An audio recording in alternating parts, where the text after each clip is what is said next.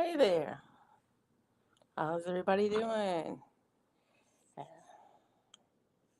good to see you. Hey, Mike. Thanks for being here. It's good to see you. How's the Monday? So, in honor of St. Patrick's Day, we're going to have this. What do y'all think? I don't know. I don't know if green is my color. I don't know nothing about color theory. So, yeah, I don't know. But, how's everybody doing? How was your Monday? How did your week get started? I'm glad to be here. Um, things are looking good.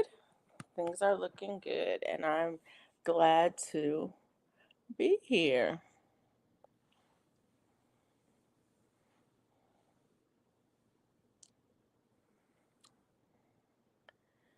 Yes. Wow. Hello, Controversial Cruising. How are you? Are you on land or are you at sea?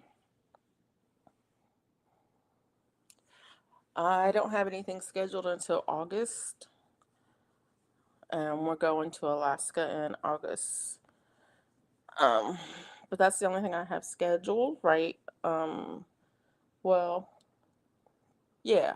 No, I have one more after that. I have another one scheduled in October for, I think, the Bahamas. I think the Bahamas. I'm not really sure about that one because a friend of mine said, "Hey, you want to go on a cruise?" And I was like, "Sure." And she was like, "Well, send me the money. It's this much." And I said, "Okay."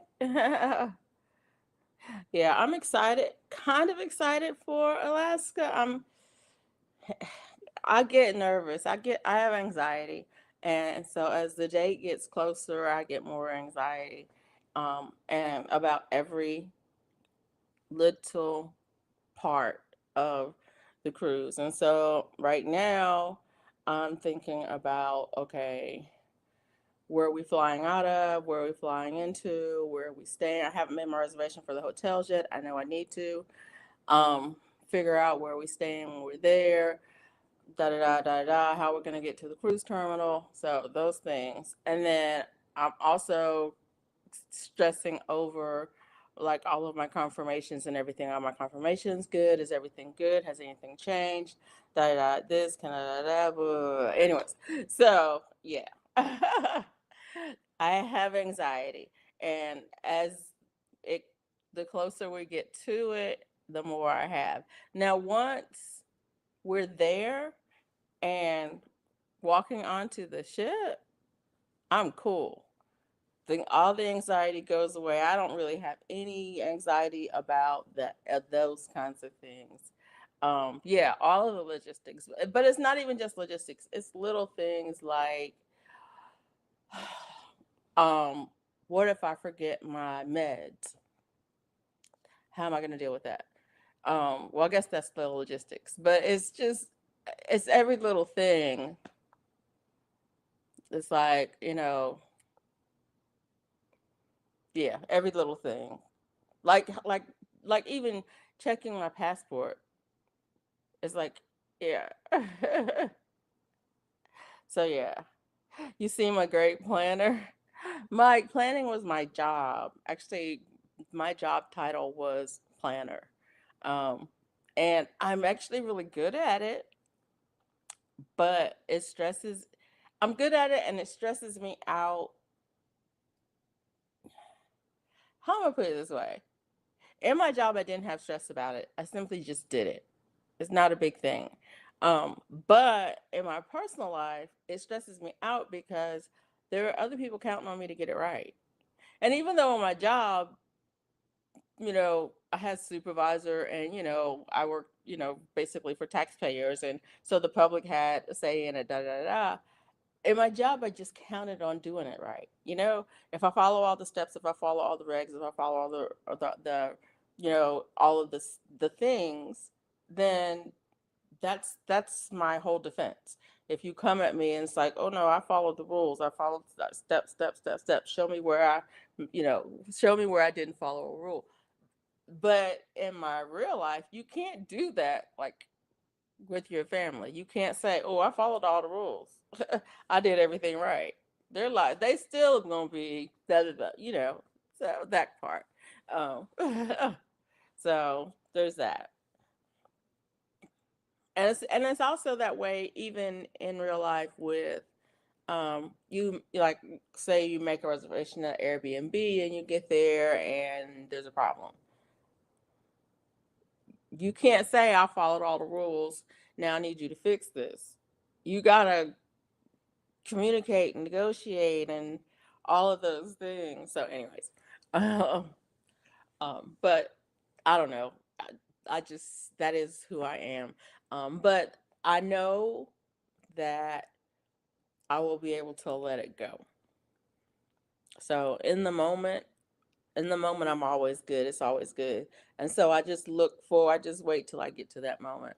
And yes, I do have a checklist. I do have a chart. And everything will be don't start with me with my list. I should pull out one of mine from work that I have and show it to y'all, but I'm not. Because you will see that is numerical, chronological, alphabetized, and color coded. Hey, Miss Wanda Carr Jones, how are you? It's like it's not even a list; it's an access database. Can't use Excel because it doesn't have enough. Because it has limitations on the amount of data you can put in, so I have to use the access database. Yeah, that part.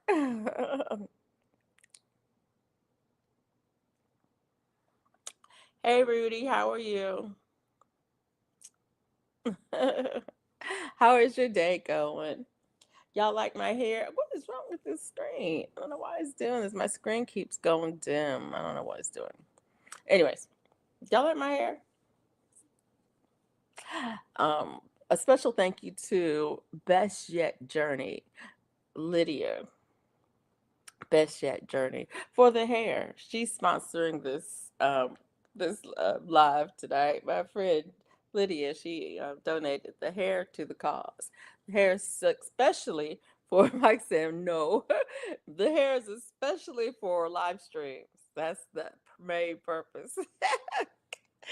The hair is Lydia's doing. Hey Andy, how are you? This is Lydia's doing. Lydia said, I sent you some hair for your live streams. I'm like, okay, thank you. And so I figured since it was St. Patrick's Day, is it St. Patrick's Day? Whatever. I thought maybe the look of the Irish and all that stuff. uh, Mike, what are you saying? He was kicked off of YouTube and he needs help. Hey, Ivy B, how are you? How did you guys do in the storm? Um, Seems like there was tornadoes north of us and there was tornadoes south of us, but not in here. We did get quite a bit of wind, straight line winds. Um, I don't know what the gusts got up to, but the trees in my backyard were dancing. They were seriously dancing. And the trees in my front yard, um, I was calculating how far I needed to be away from them if they happened to fall onto the house. So how far could I get to the opposite side of the house where the likelihood of being hit by one of those trees? Those trees are old and they have some rot in them. So that's what I'm talking about. And I have two giant oak trees. Oh, IBB, I thank you for checking on me on Facebook Messenger. I don't go on Facebook very much, and I do not have Messenger on my phone, but I still thank you for checking on me. I am fine. I meant to I think I posted, yeah, I did. I posted um a short video before the storm got here. When the first tornado warning for Tuscaloosa came on, I was outside filming, getting ready to post a short video because it was getting dark here and the winds had started. I posted a video before the storm, and then the next day after the storm, I also posted a video, just a regular old short. It didn't talk about the weather at all, but I did post one both before and after the storm. But yeah, I was on Sandrine. No, Sandrine had a live, and I was on Sandrine's, and that was before the storm came. And then I was on somebody else's live, and Sandrine came in, and that was after the tornado watch was lifted in Tuscaloosa. But I don't remember whose live we were in. I don't know whose live I was in. But anyways, yeah, because Sandra, I remember looking at the clock and saying, "Oh, the storms are between me and her." Um, on that. But yeah, thank you so much for checking on me on Messenger. I rarely go over there. In fact, I will go over there if somebody tells me I sent you something on Messenger, then I'll go check it. And I don't have it on my phone, so I have to wait till I can get to my computer to check it. And I don't have a real reason for that. For just it was just one of those things. I think it was more so me saying no, because literally I have whatever, two or three text messaging systems on my phone. I have a FaceTime on my whatever that thing is called, iPad. I have WhatsApp on my phone. I had Signal app on my phone. I had, what was that other one? I don't even know. There was like three different apps on my phone for people to be able to message me. And the reason for that, there's an absolute legit reason for that, is because I have friends and relatives who live um, in other countries. And when we used to call or text, there they our systems didn't talk to their systems. And so this is before Meta bought WhatsApp. When WhatsApp came out, it was an application that had end-to-end encryption, and you could send messages to any phone number. And in some of the European countries, you couldn't. So people had three and four phones with different carriers. So when you ask somebody your number, what's your number? Oh, my number on T-Mobile is da da da da da. But if you're calling me on Verizon, it's da da da da da. But if you're calling me on AT&T, it's da da da da. Really? You got three different numbers with three different companies because the different companies didn't talk to each other. Anyways. But that's kind of how I ended up with all of these apps. And long story short, that was a long story long actually. I just at one day it was like, I'm not adding another communication app. I'm just not. I'm just, if you can't reach me through one of these apps, and I mean, and that's having Skype, yeah, Skype was one of them, and I can't even remember all the names of them. It was so many ones. People were like, "Well, do you have this?" No, I don't have that. Well, do you have? No, I don't. You know what? I have a phone number. But hey, I also have an IG. You can message me on there, and I also have what's the other one? What's the clock? TikTok. That. I have that, and you can message me on there. You can't really message me on here, but I do have my email on here, so you can message me in my email. And I think I also have. Rumble where I never go, but you can message me over there. And what else? I added something else. Yeah. Anyways, all right. I was watching the weather, trying to keep on check on you. We're fine. Yeah, I talked to my sister. No, I didn't. She sent me a text message. I was like, no, I didn't. I haven't talked to that woman in I haven't talked to that woman in a hot minute. But yeah, she sent me a text message, and I think, but I haven't heard from my brother. I don't know how he's doing. I hope he's all right. He was in Atlanta, so I didn't hear that Atlanta got any bad, but I wasn't listening too hard for it. But yeah, those nights, those stormy nights. First of all, Bella gets anxious when those storms are coming through, and so she's pacing the floor and whining. And it's like you're not going outside because the winds are 70 miles per hour. They'll blow you away. I don't want to see you flying through the air. But she wants to go outside.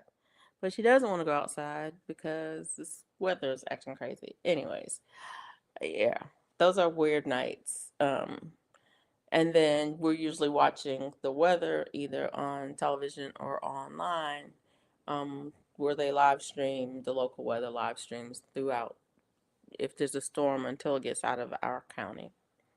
And so, yeah, we're watching the weather or listening to the weather and watching Bella whine and and like hoping that she will finally settle down. Um, um, but when she settles down, usually that's when we get the all clear. I technically don't need a weather report because I have Bella. When she's agitated, it's bad, and when she finally settles down, it's passed through. Hey, Jeannie. How are you? I was just talking about you. I was talking about how you were on somebody's, I don't know whether you were on the live stream or in the chat after the storms passed through the other night. And I remember looking at the clock thinking, oh, the storms are between us now. Because y'all's watch was over and ours hadn't. No, y'all's warning was over, but ours hadn't started. Actually, I don't think we got a warning in the county. I don't think we got a warning in this county. But yeah. But it's good to see you, Drini. Thanks for being here. Hey, my Renaissance grandma. Did you guys get in damage over there, Drini? I don't know of any in Montgomery, but I haven't been out and I really haven't been following the news after. Um, but my little cul-de-sac, everybody was okay. Had it's a some little stuff blew around. Um, but yeah. How you doing, my Renaissance grandma? I missed you today on Tampa's Creek. Yeah. I was over there listening to y'all, I don't know who it was. Was it Jamaica? Anyways, talk about chickens and quail and turkeys and eggs and all of that. Good. I'm glad that you're good. Everybody is well here. It was Jamaica. Yeah. I yeah. This hair is driving me crazy. I feel like snatching it off, but Mike loves it so much that I'm gonna keep it on just for Mike.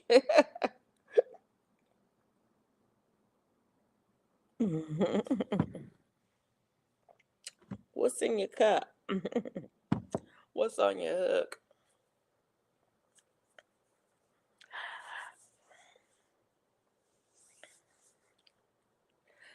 What am I sipping on? I think it's um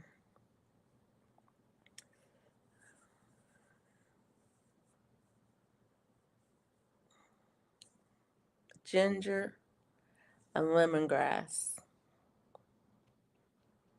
tea with American honey. Here's a quiz. Does anybody know what American honey is? Don't tell anybody if you know. If you know, just put a one in the chat. But anyway, ginger and lemongrass. Speaking of you need hair for every holiday is cute. I might have hair for every holiday, Mike. Lydia was I don't know what Lydia was doing that day. I don't know what she was thinking that day when she saw these because it's there's a wig in almost every color. Yes. Almost every color. Lots of people have probably seen the white one and maybe the pink one, but there's other colors too. Today was my first day out after the storm. It looks a hot mess. So much destruction. Really? My Renaissance grandma, we didn't get it here. So you all got it there. Is it right where you are or is it in your neighborhood?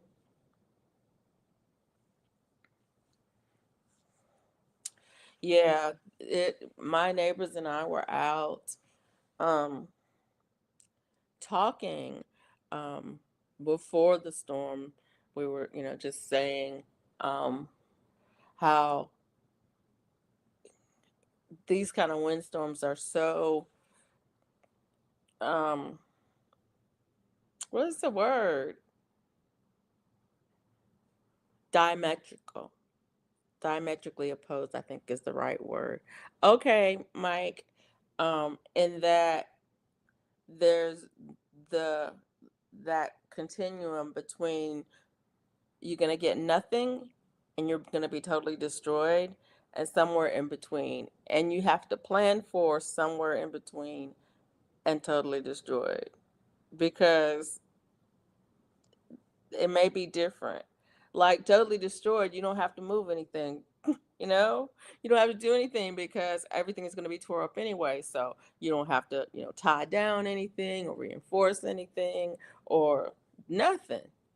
Totally destroyed. So you can't really do anything for that. Then you're like, is my go bag ready? Can I reach it? Do I have shoes on? Where's my helmet at? Da da da da.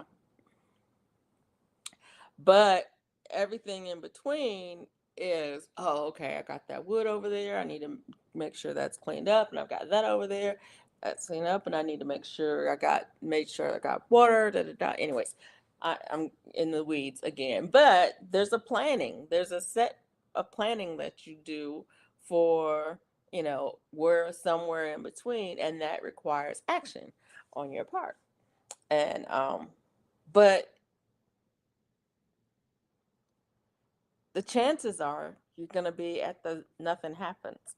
And if nothing happens, you really don't have anything to do.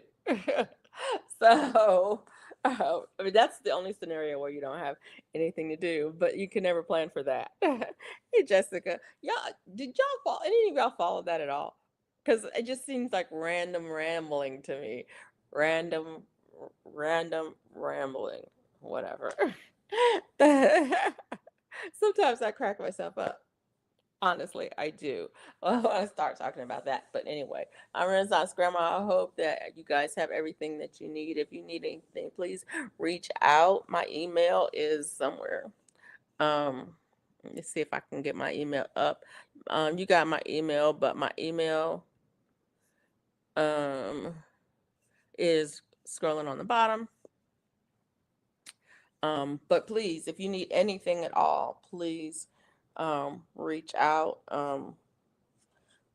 To me or somebody, if you don't feel uncomfortable reaching out to me, reach out to somebody because um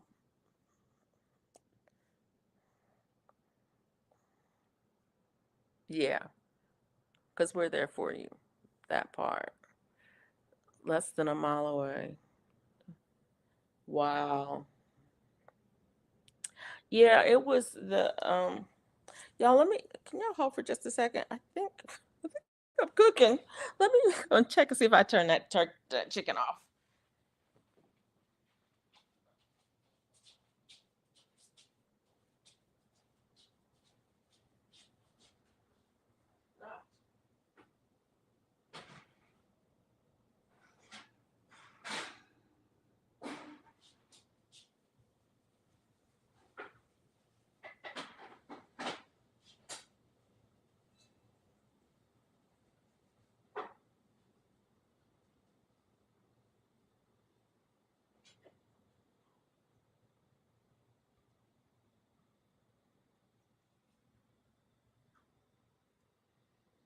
I'm coming.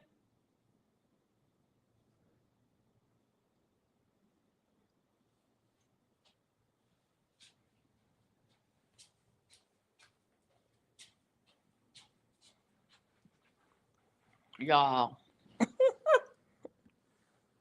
Y'all. Okay. Hey, Darth X. Thanks for coming in. I'm sorry, y'all. I was cooking. I forgot. I had put some chicken and some sweet potatoes in the oven. And I had taken the sweet potatoes out, and I meant to put the oven on a timer so it would automatically turn off after 15 minutes, and I didn't. And it's been more than 15 minutes. Actually, it's been 30 minutes, and I didn't. And then, but okay, I was gonna turn it off after 15 minutes, but I was gonna just leave it in there, which means it would have continued to cook until the oven cooled down. Right. So the fact that it's been 30 minutes is fine because it would have been cooking that much longer anyway. But anyways, I took it out, I turned it off, and I tasted the sweet potato, and it was so good. Our grocery stores here don't carry the purple sweet potatoes, and they used to when we had a Whole Foods, but we don't have Whole Foods anymore, and so I need to go cook something in a few minutes. Okay, I'm trying cola flavored stevia in a dropper bottle. It's okay. Blah, blah, blah. Sorry to hear about the storms. Okay. Anyways, the stores don't have the purple sweet potatoes here that I have seen. I'm gonna go over to the international market and see if they have them. But I wanted to get a couple because I wanted to grow some this year. And so when I was up in Birmingham getting my car serviced, I stopped and I got some potatoes. I got the purple one, and I think I told you this last week. I got the purple one and I got the Asian one, and so they're getting there. Yeah, they're out there. I'm hoping I get some slips off of both of those. Um, but anyways, but yeah, and it was good. It's really good. Um, I don't like stevia. I need to grow some and play around with it, the different concentrations of it, but I don't care for stevia. I've had it a lot in like tea. Um, and one of the mushroom coffee blends I use has stevia in it, and I'm like, I might, yeah. Yeah, I just don't, and that's I thought, well, maybe if I grew it myself, extracted it myself, and um played around with it, I could come up with, you know, a blend that I kind of could deal with. But so far, the things that I get that has stevia in it, I'm like, ugh, mm-mm. No, if I would rather have it, anything, no, just no sweetener at all. Let it taste yucky like it's taste anyway. So yeah, but I understand. I understand um, that it has its uses in its place. I grew it. It tastes the same. Honey is better. Well, yeah, honey's better. I wonder.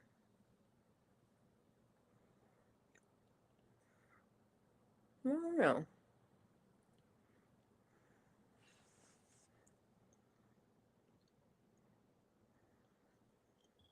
I don't know. I was just thinking about other sweeteners. Um,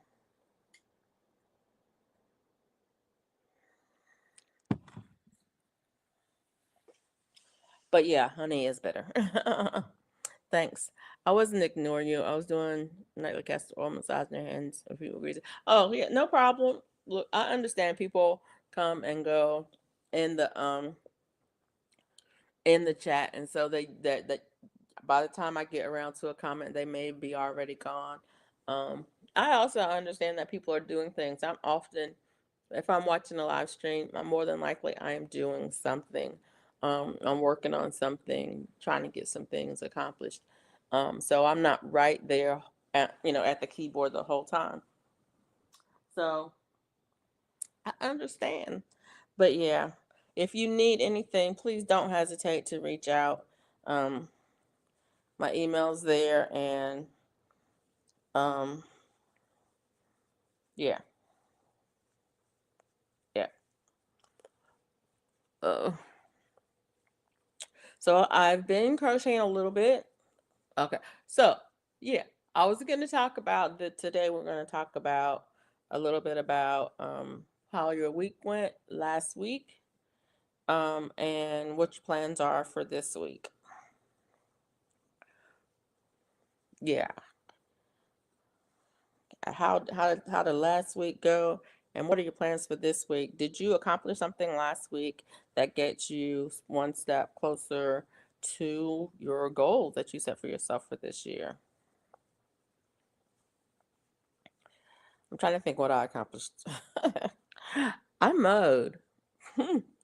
Not all of it, but a good chunk of my backyard, which needed mowing. And so I'm really proud of myself.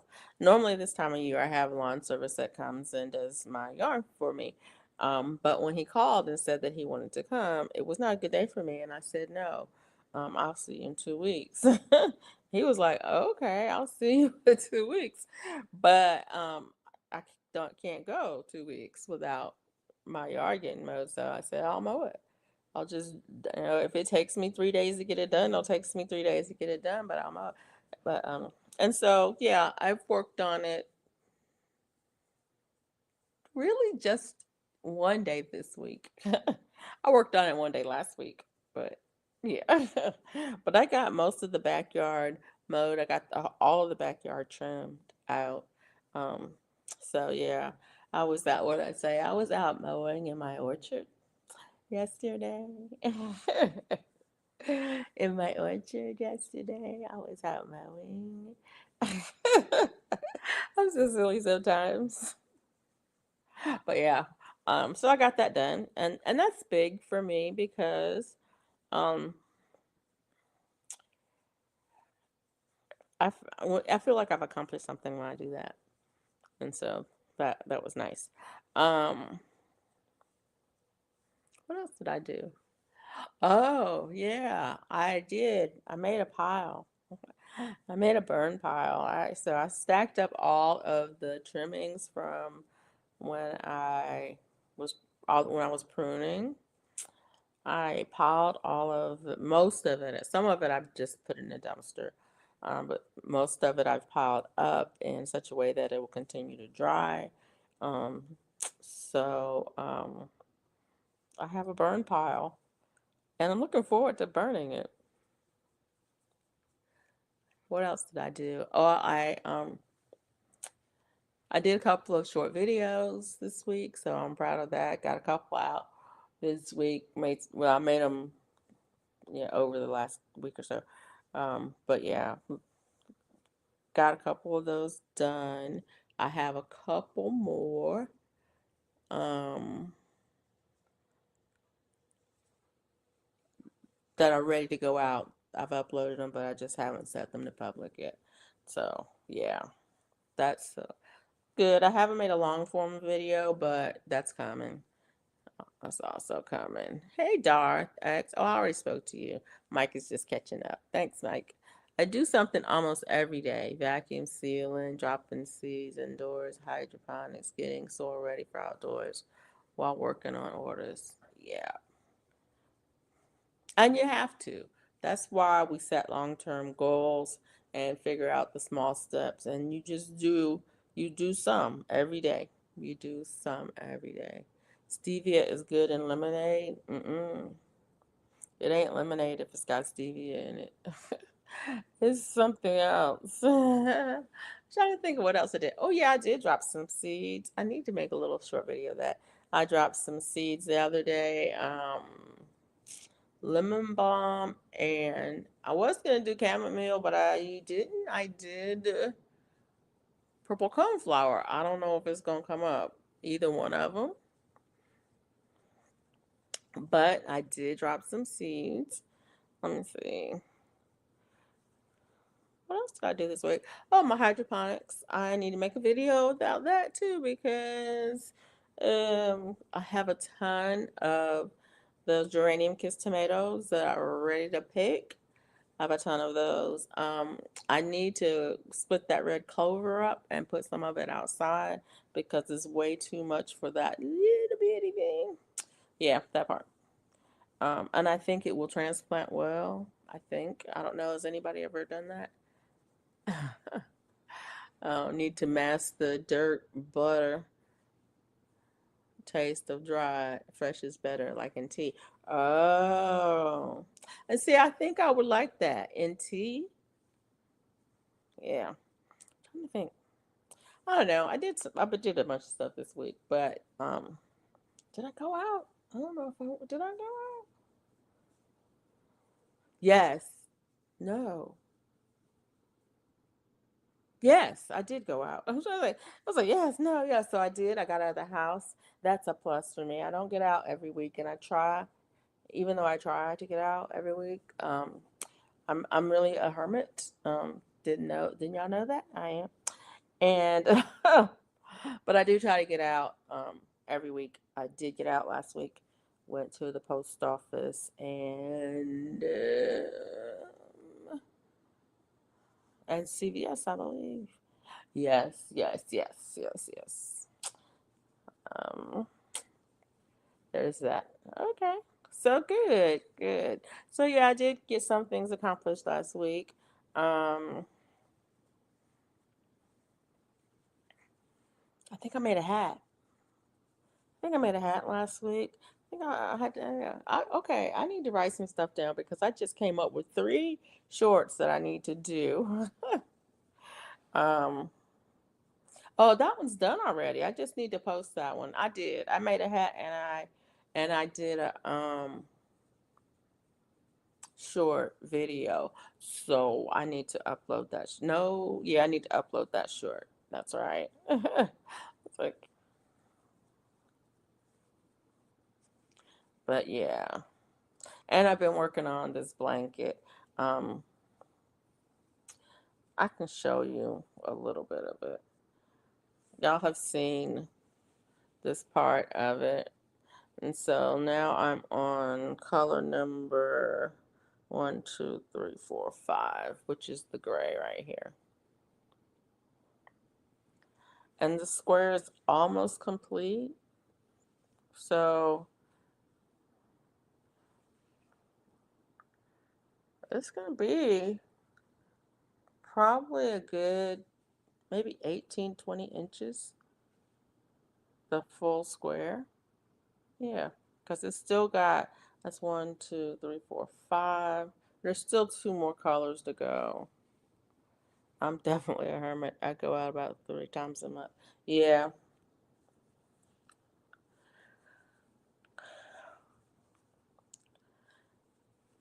I usually go out. I mean, I go out several times a month because of, things I have to go out for. If I have to go to the drugstore, or actually, I don't have to do that. They will deliver, but I don't do delivery on that. And grocery store, drugstore, doctor's office, um, gas station. Gas station is if I'm already out. I don't make a trip for that. A special trip for that. And I'm trying to think. That's pretty much it. Or to eat. Sometimes I'll go out to eat. Um, but that's pretty much it. And we don't go often. Like I only have to go to the gas station less than maybe once every 2 or 3 months. So yeah, because I don't go out hardly at all. And when I do go out, it's like less than 5 miles. So I don't put hardly any miles on my car, unless I'm going to Birmingham to get it serviced. When I already did that this year, I only have to get it serviced once a year, so that's done. See you next. See you next March. If nothing happens between now and then. I'm a hermit because I work the night shift. Okay. I'm a hermit because there's nothing out there for me. And if there is, I'm glad to not have it. So then there's no reason for me to go out, right? If there's nothing out there for me. Exactly. So I stay home. And so what are my plans for this week? Well, whew, I'm contemplating whether or not I'm going to mow the front yard. So that's not a definite plan. It's just contemplating it. I may not because it's not bad, and um,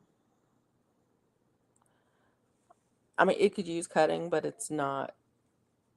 It's not at a point where somebody's going to report me to the homeowners association. Although I've been reported before. It's like y'all ain't got nothing else to do but to come in my yard and measure how high the grass is. Um, but yeah, um, so I'm contemplating cutting the front. Guy's scheduled to cut it next Monday, so it's a week from being cut. So that's what I'm saying. I don't know if I'll cut it or not. And I have to look and see. I don't think there's any rain in the forecast, so yeah. Um, Contemplating that. It's supposed to get down into the I don't know, hey GT Junior.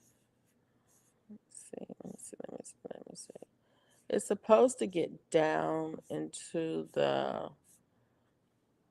30s, middle 30s this week. Um, so I think Thursday is the lowest temperature.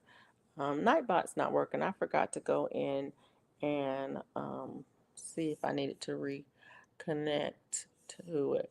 But yeah, it's supposed to get down in the 30s. And so after that, I'm going to start moving my citrus um, out of the garage because it's suffering.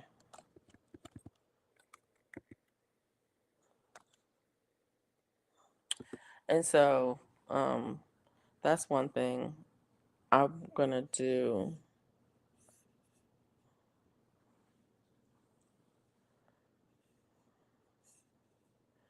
Um,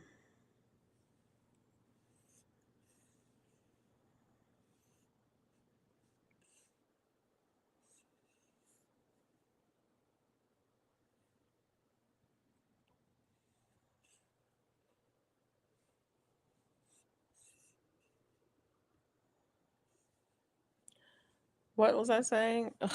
That's too funny. Um,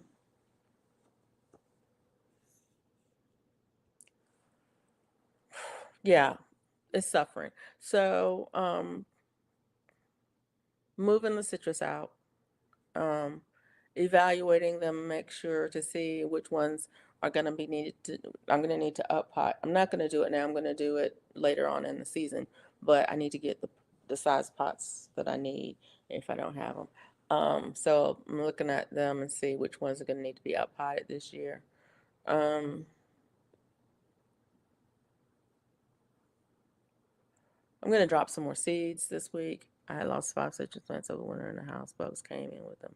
Citrus is going outside in a few weeks when it's warm enough. If not, yeah, that's what I'm waiting on. I'm waiting for those nighttime temperatures to get up over 45 or so, around in the 40, 45 degree mark, which I think is going to be this week. I think this is going to be our last cold um, day. So I've got one out there that is looking pretty rough. All the rest of them are looking pretty good. So um, we'll see how that goes. Um, but yeah, starting some seeds this week. Um, I'm gonna have to go back and check which ones I'm gonna be starting this week. But I'm gonna definitely going to be doing some more lemongrass because I don't think my lemongrass made it. So lemongrass is going in. I've been doing herbs lately. I got to find my chamomile. I have Roman chamomile and German chamomile. I want to start some of both of those. I'm late on both of those because last year they were up by this time and blooming by the beginning of April. So, but I'm gonna get some the chamomile and the lemongrass going.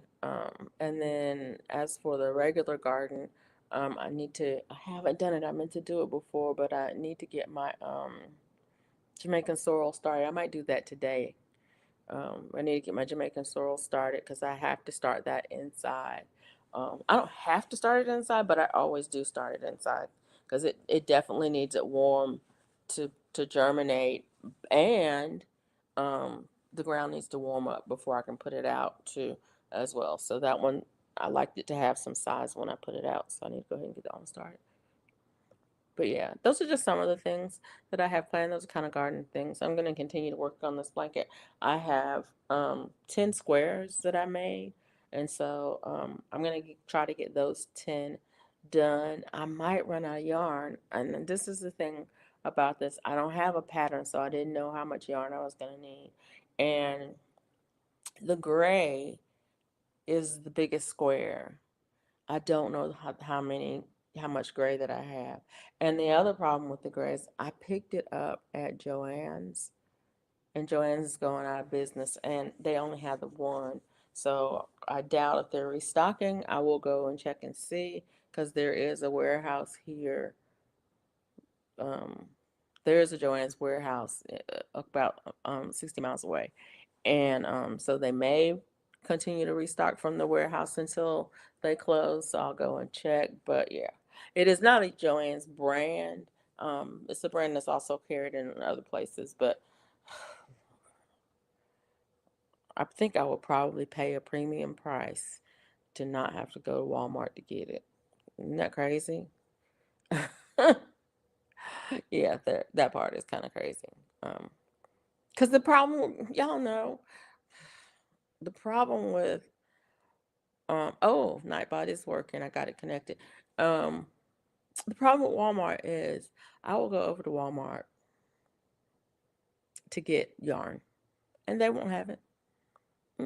They won't have it. And I will leave Walmart, and I will have spent $500. Okay, $200. It doesn't matter. Some outrageous amount of money. I will have spent some outrageous amount of money. And still don't have the thing that I went there for. So, like I said, I will pay a premium price to not have to get it at Walmart. So, yeah, like I said, I may run up to Joann's, and if they're still open, I know all the stores are closing, um, and see if maybe they did restock, or if they had some that didn't have out the day I was there, and maybe get another one.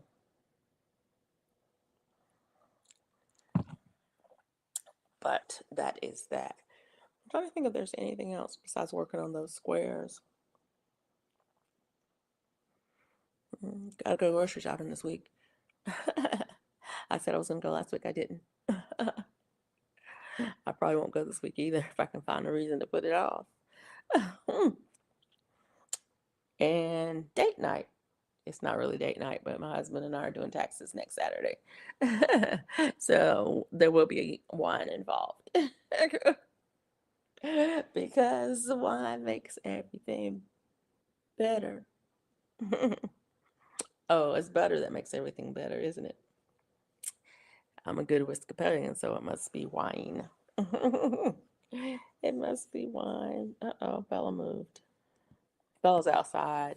The motion detector light will come on when she's moving around. When she's still, the light's off, and then when she hops up, then the light comes on. So she must have got up. She probably realized that she was asleep, and she's outside. It's funny. She likes being outside. She likes sleeping outside. But when she wakes up and she's sleeping outside, she's like, "Arf, ah, ah." And you're like, hello. And then she's like, oh, okay. And then she goes back and lays back down and goes back to sleep. Wow. I work at a grocery store. Yeah. And I, I could shop every day. Yeah. I went to Joann's and it was bare. Yeah. See, what happened with Joann's is a lot of people shopped early before the deep discounts came. So when the deep discounts came, there was nothing left. Yeah, there was nothing left. But I might go. I still may go and look, because if they have some things that, um, I mean, they might have some things that I need. I did not look in the arts and crafts section when I was there, and so like if they have some of the paints or paintbrushes or pens, like any or ink, any of that kind of stuff that I like, at any discount, if they, um, that part. Yeah, it looks like I got Nightbot reconnected. Um, I ate food from my garden today. Yay! Yeah. I did I have anything from the garden today? I don't know what I ate today. No, I did not have anything from the garden today. I'm trying to even remember, did I eat? What did I eat today? Yeah, what did you eat out of your garden, Dr. X? GT Jr. wants to know. I do have some greens that came out of my garden that I need to finish up. And so there's that. And they were so good. This is new to me. Normally, when I cook greens, I cook them kind of the way my mom used to cook them with some kind of meat, um, as like a stock to cook them in, and then seasoning them with stuff, da da da da, and then just kind of the old kind of way cooking them.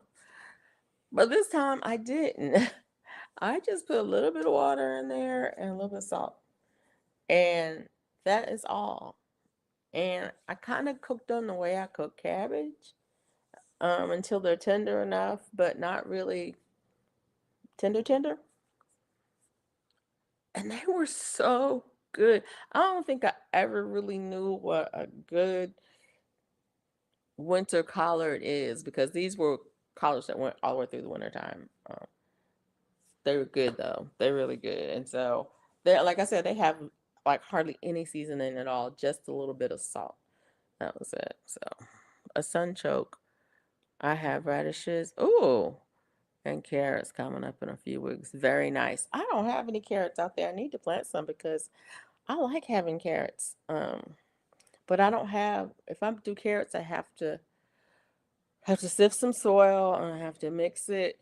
I have to mix it in with some stuff to get it the right texture because I don't have any soil that's suitable for carrots. Yeah. Do they make people who what? Jerusalem artichokes, do they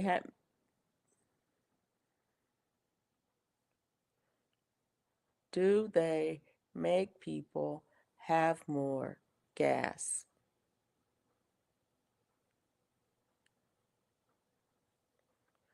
Wow. Did y'all see what my brain just did? I don't understand that. It just wanted to rearrange those words. I'm like, every time I tried to say it, they came out in the wrong order. That is crazy.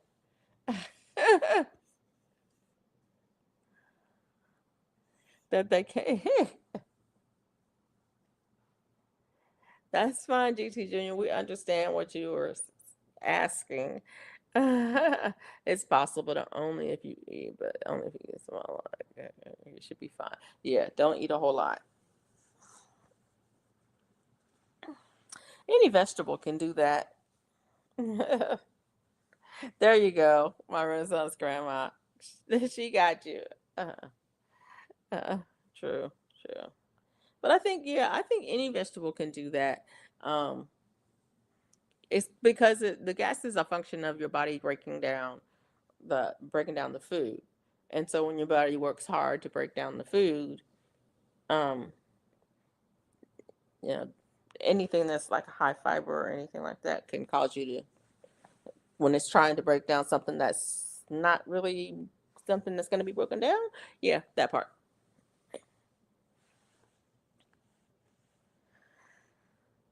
They are high in fiber and inulin. I've heard that. I actually saw Jerusalem artichokes. Where was I? At Whole Foods. It was at Whole Foods. And it's funny, I was at Whole Foods and I wanted to buy everything. because they had lots of the things that people are growing that you just rarely see. And it's like they had, and it's like, oh, they had the turmeric and they had the ginger. I mean, you always see the ginger and turmeric, especially if you go to the Asian stores. But they had um the Jerusalem artichoke. They had, I can't remember all the things, but they had something that was like this and it was green and I forgot what it was. But they had various different kinds of beets, not just the regular old beet, but they had regular different kinds and stuff. I wanted cabbage and cornbread today, but I didn't want to be gassy, so I passed. Yeah. Cabbage doesn't do that to me. I don't know. I love cabbage. And then, even if I eat it, doesn't matter if it's cooked or raw. Cabbage doesn't do that to me. At least if, no, it doesn't. No. But some vegetables can. Um,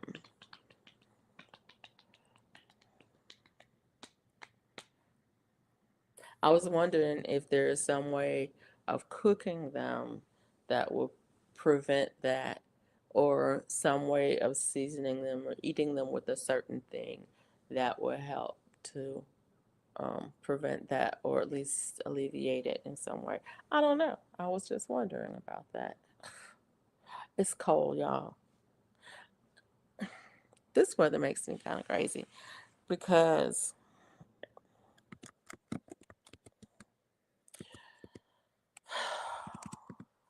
it's cool enough that you want to wear a jacket,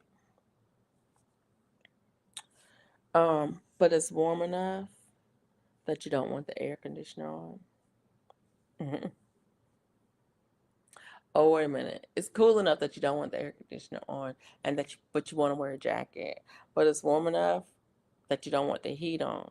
Yeah, that's what I'm trying to say. That you don't want the heat on, and so a temperature of 46, east southeast at 0. The humidity is 70%. Yeah. So, but I'm cold, and like in the house, I usually wear something like this that's sleeveless. In the house, I usually don't wear it. But I also have a blanket. Like there's a blanket right back there, and there's a blanket right beside me, and there's a blanket right over there. So I usually have, a couple, three, and there's another blanket right there. Blankets because I'll get cold, and so I'll just grab the blanket and cover up until I get warm. And anyways, but I'm so over that. I'm just over it. I have a jacked up GI system. It doesn't take much to irritate my tummy. Yeah.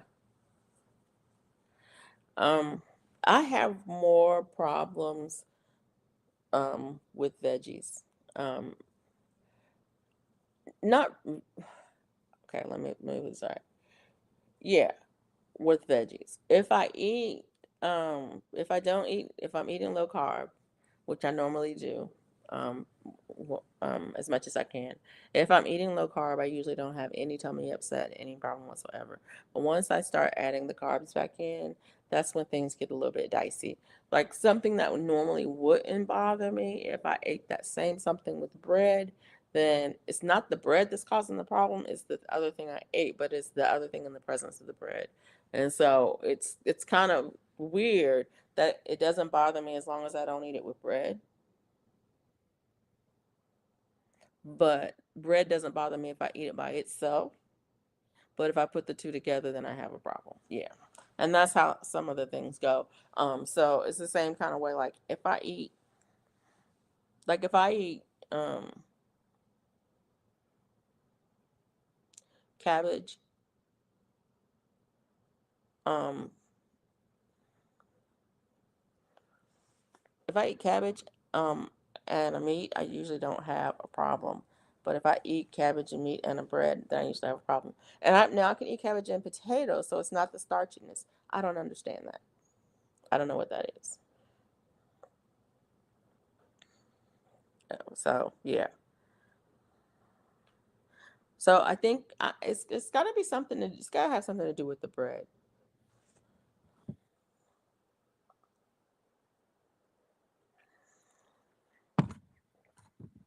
But anyways, it's kind of weird. I start thinking when you start thinking about the things that you normally put together and you have problems, and things that you don't have problems with. But yeah, it gets kind of weird. Um, thinking about that.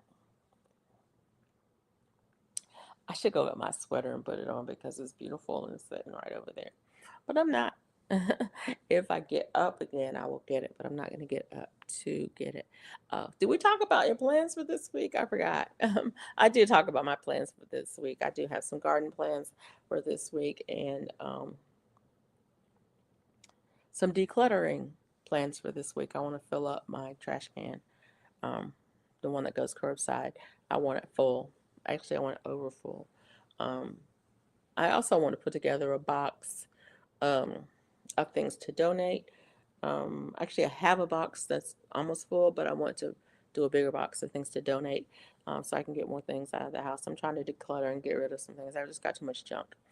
Um, and then once I have a decent sized box of things to donate, then I will go and drop them off. There's a couple of drop off places that are relatively close. Um, yeah. I was gonna ask to gonna read some books. So good night, everyone. Good night, Darth X. Um, enjoy your reading. I've been reading a lot lately. I think I've read the last 20 weeks. Every week for the last 20 weeks. And about 27 days in a row, something like that. I've been reading a lot lately, but I'm kind of getting burned out on reading. Do y'all read a lot? Do you get burnt out on reading? I do. Um, like I was reading a series of books by this one author, and actually she was a really good author, and I was enjoying it. But but at some point, you start predicting, um, yeah, this is about to happen. Yeah, it's about time for that to happen. And it's like, okay, I'm done. I mean, I know that, most books are formulaic anyway. Um, but it's like, oh yeah, they're getting ready to go on an errand. While they're on the errand, they're gonna get either kidnapped or mugged or snatched or oh, that's kidnapped, same, or that something's gonna happen while they're on the errand because they're not gonna be paying attention. They're not going to be situationally aware. They're going to be so focused on getting to the errand on time and getting back. They're not going to notice that they're being, you're like, okay, no, okay, just find something else to read because that's not fun anymore. And so then I'll switch, I'll switch genre. So if that was fantasy, then I'll switch to sci-fi. If it was sci-fi, then I'll switch to what is it called? Um, I don't even know what it's called. I guess it's fantasy too. The role play kind of games. The one where the characters are in a game. The books where the characters are in a game. I don't know what it's called. But anyways, I'll switch to those sometimes. Or like a little cozy mystery. I like cozy mysteries. Or I like mysteries. Investigation type books. I'll get an investigation. Um,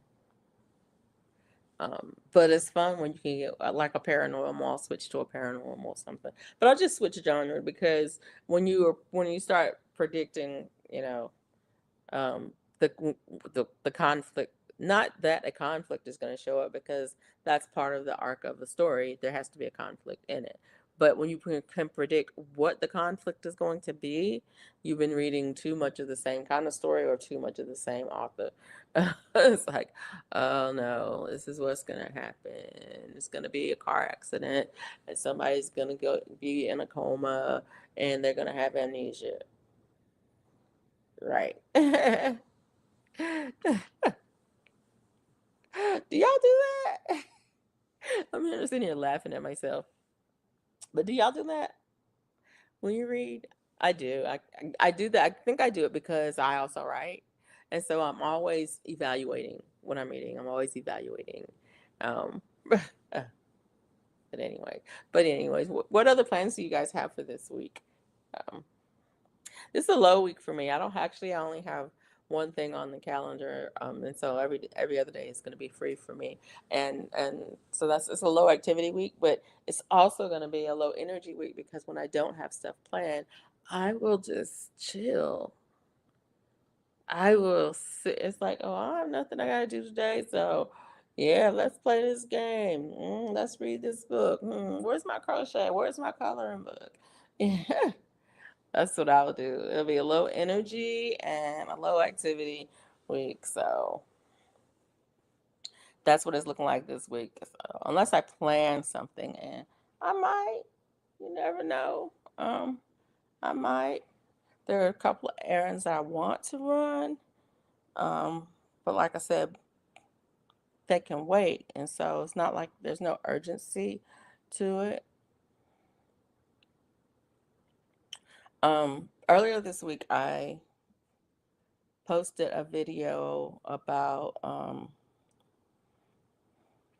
you prepared for the storm? And I know a lot of a lot of people here are preppers. Um, what do you do? I think I talked a little bit about this earlier to do. What do you do to prepare for the storm season? Do you prepare for storm season? And for us, it's kind of twofold here because here in Central Alabama, where I am, um, we're on a tornado track. They come through here pretty regularly. Those severe storms that have the potential for rotation, they come through here quite a bit. And tornadoes have hit in the subdivision that I live in, and in this community a couple times. And then in Alabama, there's been some really big ones that have hit Tuscaloosa, Birmingham, that corridor. And so that's a big season for us.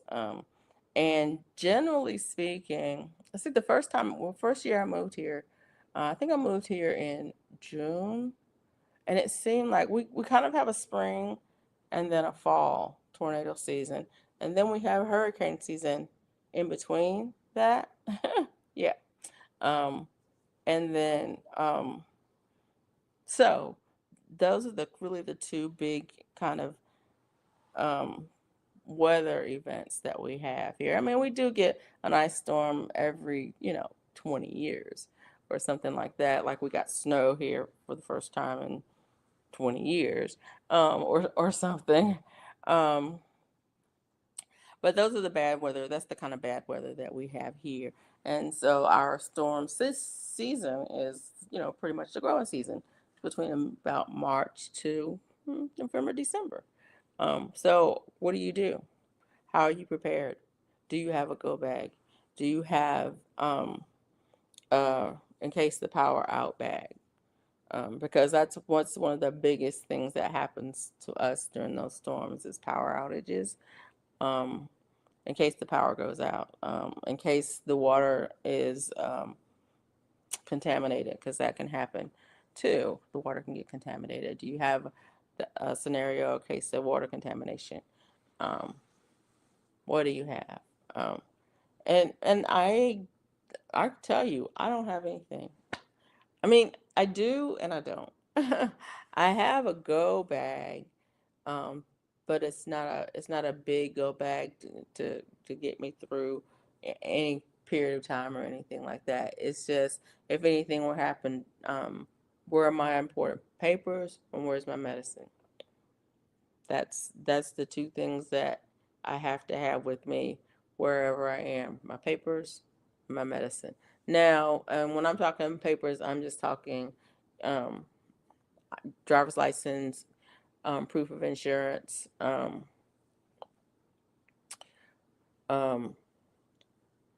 passport.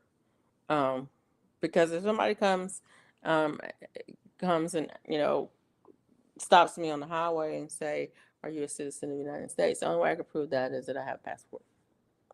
All right, my passport is blue. It says United States of America, and so that thing. So those kinds of things, where those papers are, and then my medication. Those are the two things that I absolutely keep with me. But on the same token, I also have certain things that are in place. Like I always have like an overnight bag in the car. If I'm going someplace in the car, then I have like an overnight bag there that has everything that I need for 24-hour period. Um, and it stays in there because I've needed it before. There's certain things that stay in there. What things do you have that stay in there? What about for in the house? Do you have your batteries? Do you know where your batteries are? Do you know where your lanterns are? Are the light bulbs good? That kind of thing. Um, can you get to your first aid kit in the dark? No power, no light. Do you know how to get? Can you get to it? You know, um, those kinds of things. So, I mean, there's plenty of channels that talk about prepping and being prepared. But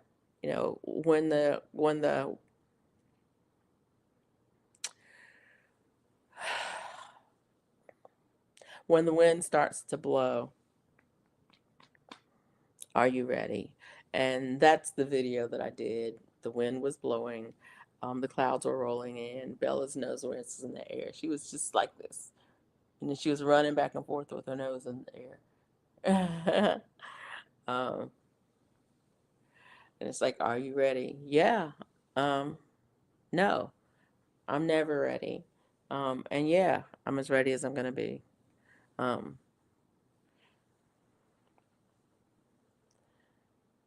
it's kind of weird. Um, I was talking to my neighbors. I told you guys earlier I was talking to my neighbors. And hey, Bridget, how are you? It was before the storms came in. It was closer to the Alabama Mississippi line at that time, and they were going. Um, we're gonna go up to the store, make sure we got gas for the generator. And it was like it's interesting because they got that generator about 6 years ago. I remember something blew through here and the power was out, and they went to the store and got a generator, and by the time they got it home, the power was back on. And and but it was nice. Um for them to say, we've got a generator and we're going to go and make sure we have gas and everything for it. And we're going to go ahead and start it up to make sure it starts up. So if you need anything, I was like, that was nice. That was really nice because I don't have a generator. Um, but I know how to live when the power's off, when there's no power, because to be honest, I've lived at places that didn't have power. So I know how to live like that if I needed to. So I mean, it wasn't my home, but it's places that I've stayed. Um, that just they didn't have power, and I have everything that I need to survive without power in my house for a good period of time. Um,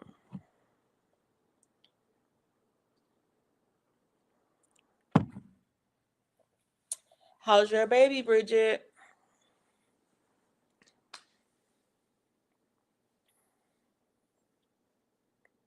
It's good to see you. What are you working on these days? What's on your hook, and what's in your cup? I'm sipping on tea, and I'm working on some grannies. They're not grannies. I'm working on some squares for a blanket. I think I showed you guys the granny square. It's a mitered granny, and I'm on the gray part now. This is square number 4, so I've got 3 squares that are almost done. There's two more colors after this. Um, I think it's only 3 more rows. I think it's 3 rows and 2 colors after the gray. I think. Um, but yeah, that's what I'm working on. And sipping on tea with some American honey. Nobody knows what American honey is. The tea is ginger and lemongrass.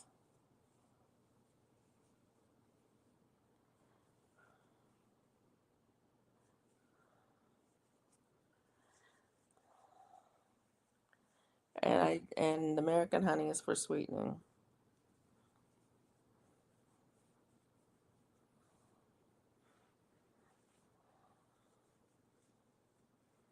It's my sweetener. It's my sweetener. Sometimes I'm so silly. And so, um, cucumbers. I was going to ask y'all about cucumbers. What variety of cucumbers are your favorite? Now, I really don't want to leave my house, but I do have a go bag. Exactly. I really don't want to leave my house. That part right there. But I do have a go bag. Mine's not really a go bag. It's not for long term. It's just like an overnight thing. Um, but yeah. Yeah, leaving my house is not something that I want to do. If I have to, I will for sure. But yeah. Hope to start my gas generator this weekend. Cool. I want to get some, what are those things called?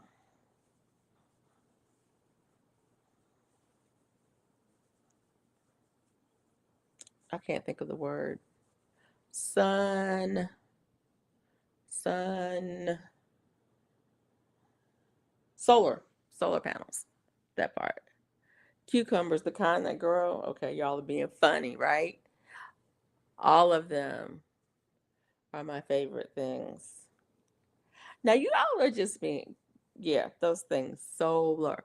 Yeah, I want to get some solar panels, but I have no clue about how all those things work. Um, but it would be nice to have some source of power. Um, you know, if the power was out for extended amount of time, that thing. But anyways. I was just wondering if you guys had a favorite to grow, to eat, whatever. I've only produced one cucumber outside. I have grew a few indoors. Um, I like the national pickling. If I want a cucumber to eat, I want a pickling cucumber to eat. But I'm growing a national pickling, um, market more. Um, well, I'm not growing anything right now, but I usually grow the national pickle in the market more, and there's another one.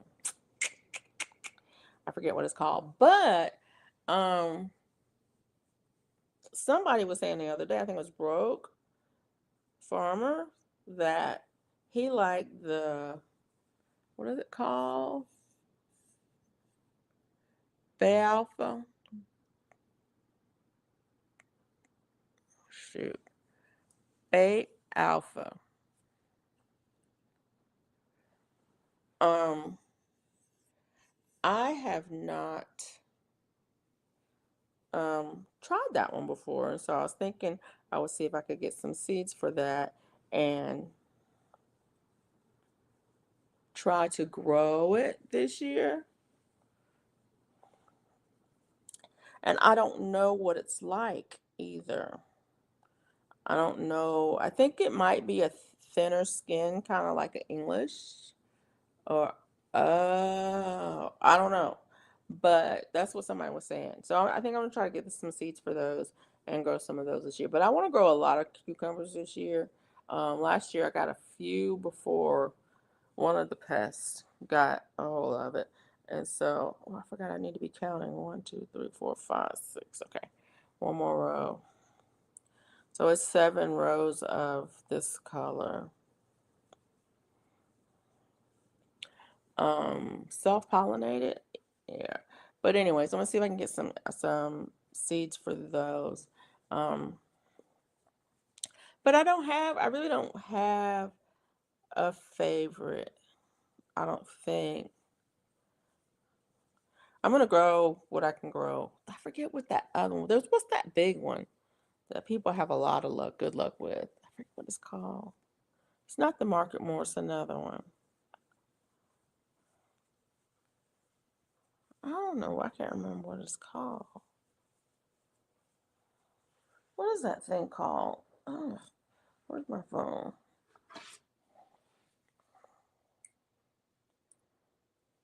Um,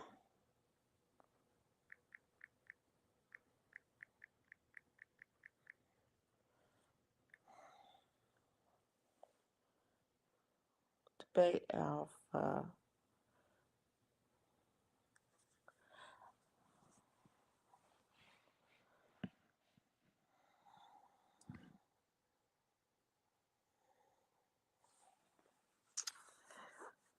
I don't remember.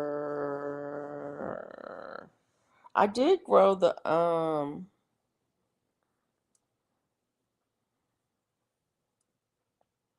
Which one am I thinking about?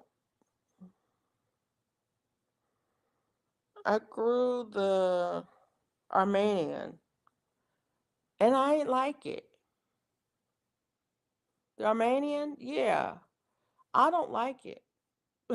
It's okay. Bella likes it. Y'all remember the video when Bella got half of it? She broke it off. Yeah, she loved it.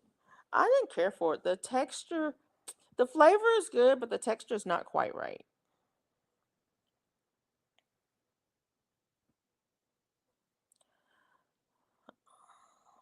I know I am not thinking about the Market more. I'm think there's another one.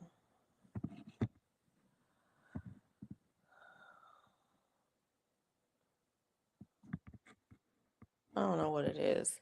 But yeah. Yeah, the Armenian is not my favorite. I've cooked. I've grown the lemon ones before. They grow pretty well. They're pretty prolific. I just after they produce a lot, but um they got real buggy.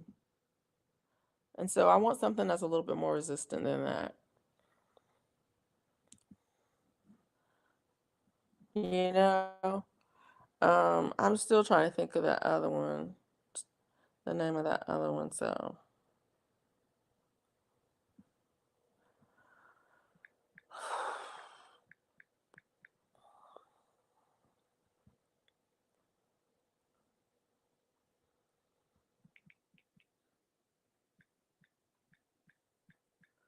I don't know what it is. Anyways, looking for parthogenic, parthoscopic, maybe. um, the burpless. There's the burpless one, straight eight. That's the one. The straight eight and the burpless are the two that I was thinking about. That a lot of people grow around here, and they seem to produce a lot. Oh my gosh, there's a bunch of different kinds. But I promise you, I've got enough seeds of enough cucumber seeds to grow more cucumbers than I can ever eat in this lifetime. Look for parthogenic or parthoscopic cucumbers. I will look at that and see. Punakera, or however it's spelled, has a great review. Oh, I don't know that one, but I'll look into that. I'm not. It's funny. I'm happy with the National Pickling Cube. I'm absolutely happy with that one. If it will produce and it doesn't and it doesn't get too many, um, I don't if I don't have too much of a pest um pressure on it. I'm happy with that. I just want a lot of cucumbers. I want a whole lot of cucumbers because I love them. I like them fresh. I like them juiced. I like them pickled. I like them. I can't say I like them cooked, but I've seen some recipes that have cucumbers in it where you cook it. And I'm like, I would try it. I definitely would try it. I don't know that one, GT Junior, but I will, when I'm doing my research, I will look into that one. I was just wondering if anybody had a favorite that they like to grow. Um, I would almost say the lemon is one of my favorites to grow, only because it produces so well. Um, but like I said, I think they're called pickle worms. Are they pickle worms? The ones that put it's a hole, it's a worm and it's a hole, in the fruit itself, not in the vine. And that's the thing. With vine borers, the problem is in the vine itself. And sometimes if you have a plant that like growing some of the squash, it's not that big of a deal because every place the vine touches, it puts down more roots. And so you can just cut out the part that the vine borer is in and destroy that. And then you may still have a healthy plant beyond that. But some plants won't do that. So, or, they don't, you know, add roots. Um, but that's one of the things that you can do if you have a plant that's susceptible to a vine borer that will root readily. You grow it along the ground. You don't want to grow it up off of the ground. You grow it along the ground so that it keeps putting roots down. So if a portion of it gets the vine borer in it, you can cut that portion out and keep it moving. Um, and a lot of times you can keep it alive beyond the cycle of the vine borer. And so it may get infected. You may be able to remove that part where the infection is. And then because it's still rooted, it continues to grow and produce. And then the vine borers are gone. And so that's a strategy for some of the squash. I know that some of the squash that do that, but anything that the vine borer gets in, if it will root from the vine like that, that may be a strategy to plant it along the ground to give it a chance to have a more hardy plant, um,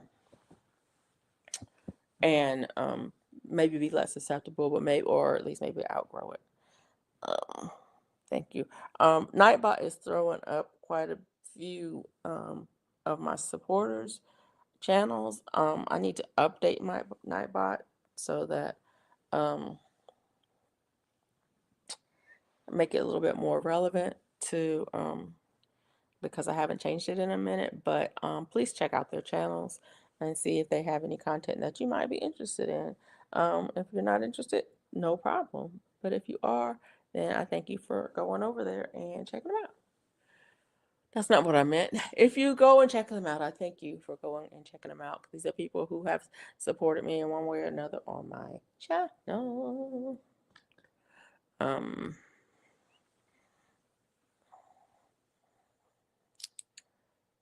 yep. A special thank you to Melissa P for supporting the channel. Nightbot is good about that.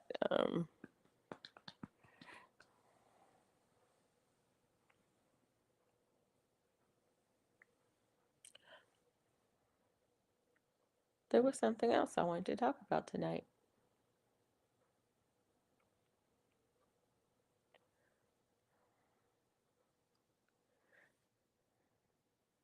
I don't remember what it was. I was on somebody's channel today. They were talking about quail. Um, I got to clean my garage. I got to get my garage cleaned out and get a spot set up for the quail. I think that's what I'm going to do. Get a spot, figure out where I'm going to put them, and then figure out what kind of housing I'm going to have for them, and then make some decisions about the quail. I, I'm I'm thinking about quail. I'm really thinking hard about quail, but I don't know. I don't know if I can do it.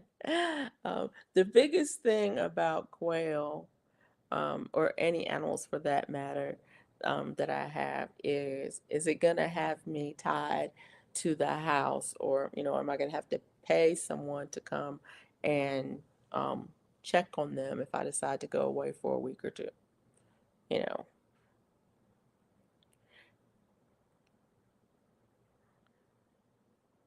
I'm sure a day or two is not going to be that big of a deal, but a week or two, I might have to pay somebody to come in and come in, and that's the biggest issue that I have. No, that's one of the biggest issues that I have with the whole quail thing because I like to go when I want to go. I mean, I don't go all the time, but when I want to go, I may go for a week or two or three. I don't want to be tied to the house. Right now, I'm pretty much at about the 10 to 10-day limit on going anywhere because more than 10 days, I just don't want to. Actually, I don't want to go more than a week, but more than 10 days, I just cannot do that to Bella. Um, Usually, if I'm going to be gone that long, I have a friend that I can leave her with so she's not boarded for that long. Um, but 10 days that's it's too much. It's too much. And then to think about, what about the birds? If I had birds, what would they do? How would I take care of that? And then, yeah. So my pawpaw tree doesn't have leaves yet. I hope it grows. Oh, speaking of, I pruned today. I probably shouldn't have done it, but I actually didn't prune. It was pruning today. My one of my plum trees, my Chickasaw plum, which is the wild plum here. And I thought, well, why don't I just put these cuttings in some water and see what happens? So I don't have any rooting hormone or any of that stuff, but I went ahead and put them in some water, and so we'll see what happens. I need to put it on my calendar. Um, we'll see what happens with that. I don't know that any of it will root or not, but if it does, that will be great.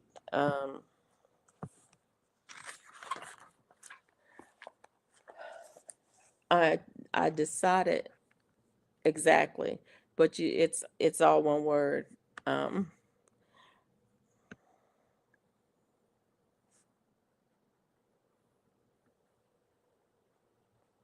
those are the wild plums of those. That's the wild plums that we have here in Alabama and Georgia, North Carolina, down south. Is they call it the Chickasaw plum. Um,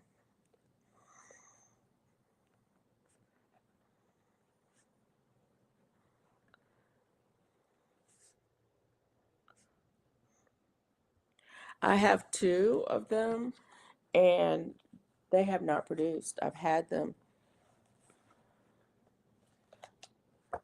I think this is the fourth year. I need to go back in my videos and write down the date of when I got them. I think this is their fourth or fifth year. But I got the Chickasaw plum, the Kefir pear,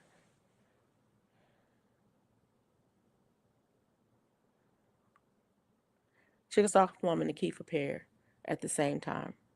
They have not produced the plum nor the pear. Um, but they both have blooms this year. Now I got two of the plums. One of them died back the first year, way back. I thought it was gone, but it came back, and so it's smaller and it does not have blooms on it, and so it's like the root collar on that is less than an inch, so it's a small tree. But the other one that did not die back, the root collar is a good 3.5, 4 inches, and so it should be producing. It's big enough to produce. Same with the pear tree. The pear is it's a 5 inch diameter tree. And it does have some blooms on it. What has happened the last couple of years, that pear has bloomed. But um, we've got a cold snap after it bloomed, and all of the fruit aborted on it. And not only that, we got some top kill from the cold. Yeah, you can still get them. Those plums, there's lots of places around here that you can get them. The people who sell out the back of a truck, and a lot of the little fruit stands and everything, they have them there, and they sell them the green ones because people like to eat them green and they like to eat them ripe, but they sell the green ones and the ripe ones there. And so, I mean, I get them every year because I love them. Um, But I'm hoping that I get some plums off it this year. I'm hoping that I get plums off of it this year. Um, Now my other plum trees are also blooming. My medley, I don't know what it's called. Whatever that one's called with the M, it's bloom. It has bloomed. It's almost done. I don't know if it's set fruit or not. I keep looking at it. I'm like, what am I looking for? What am I looking for? How can I tell if this thing is set fruit or not? So, you like them yellow and green? Yeah. Yeah, they'll get right to a red, but a lot of people like them green and yellow, and yeah, I like them red. I'll eat them. I'll eat them when they're yellow and red, but not. I won't eat them green. Ooh, and I love tart stuff, but ooh, I don't like them green.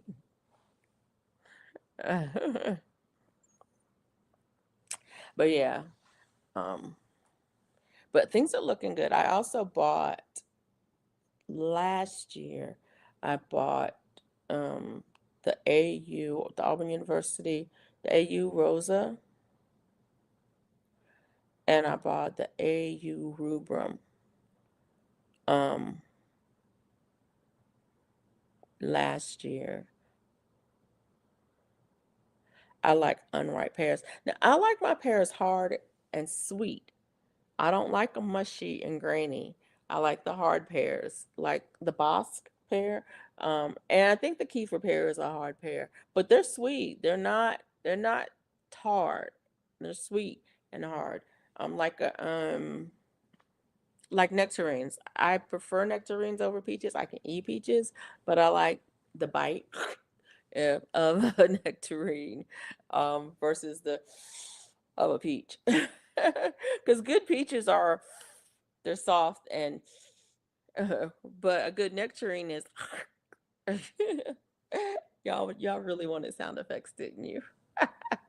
Laughing because I'm crazy. But yeah. Yeah, I like them ripe though.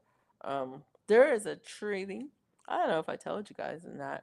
There's a public building, a city building. Actually, it's a town building. It's where our town hall did town hall used to be there? Anyway, there's a town building. And in that lot of that town building, there's two pear trees. I don't know what kind of pears they are, but they're two pear trees. They have a persimmon tree, an Asian persimmon tree, and then they have about eight pecan trees, whatever you call them. And they every fall I go and get some pears from that tree. I don't know if anybody else gets pears off of that tree. But I'll go and get pears off of that tree, and they're the hard ones. So I'm like, yes, yes, yes, and it produces every year. Well, there's two of them. They produce every year.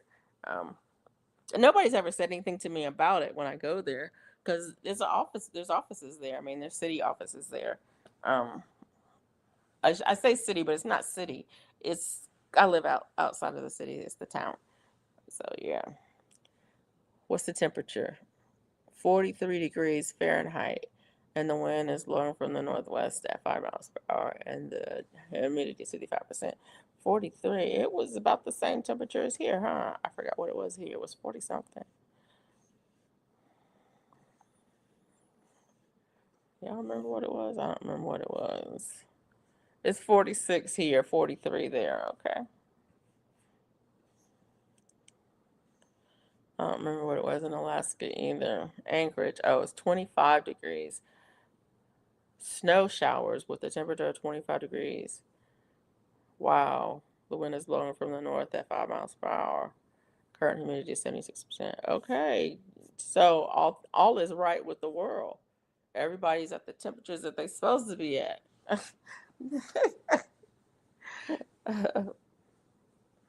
That part. But yeah, I was trying to think. Yeah, pears. Yeah. I don't know if I need to get another pear tree or not for that one to produce. I don't think I need to, but I might. If I do, I don't know. I don't know. I do want another pear tree. I want an Asian pear tree. Um, but if it would stay 43 overnight, I'd plant outside. Yeah, no, it's not gonna stay 43 overnight, Mike. But we might get snow Wednesday. Yeah. Yeah, Thursday is supposed to be something. I forgot what it was. 30 is they keep moving it down. It was 39 the last time I checked. I think it was 36 degrees for Thursday. Oh crap. It's supposed to be 37 tonight. Okay. And now it's 35. It was 39. Now it's down to 35 degrees. So, yeah. But after that, I think that's it. I think that's the last one. I was supposed to rain on Wednesday too. Oh, okay. Yeah. Might get up for the snow Wednesday, 17 degrees, but they say 50 on Thursday, so who knows? Yeah, that's the thing. It's like it's coming through. It's gonna get cold, and then it's supposed to be 80 by Sunday. So by Sunday, I'm looking at all of my citrus being outside.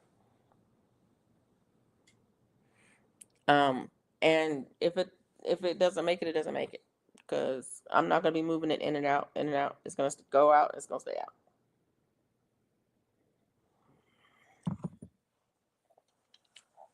Well, maybe, possibly. I don't know. Probably. Let me check and see what Bella doing outside. Y'all want to see what Bella's doing? Let's see what she's doing. She's probably sleeping. I don't hear nothing. She's asleep under the pine tree.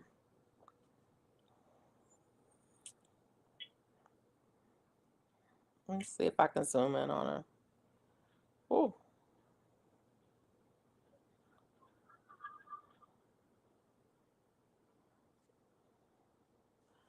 okay, there you go. You can see her. You might can see her. I don't know. Can y'all see her? There she is. She's facing the door under the pine tree,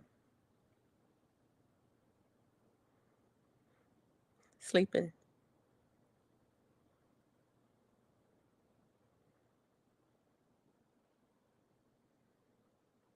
I love my camera, JT Jr. Thank you so much.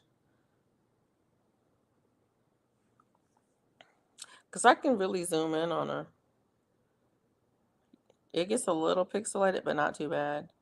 You can see her little face. You can see her little face? Look. Look. See her? Look at her eyeballs.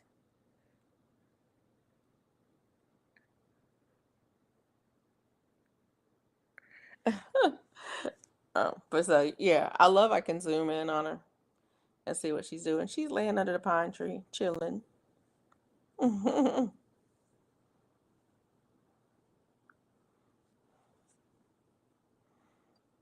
Unless something starts moving or something out there and startles her and wakes her up. But yeah, she's chilling. So cool. Put this down. But I love being able to check on her easily just by picking up the phone. Be right back. Wife wants a quesadilla. A quesadilla. I love that he spells it like that. Okay, Mike.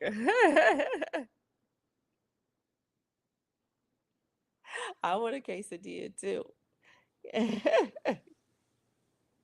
Can you make me a quesadilla? Did you make the tortillas yourself?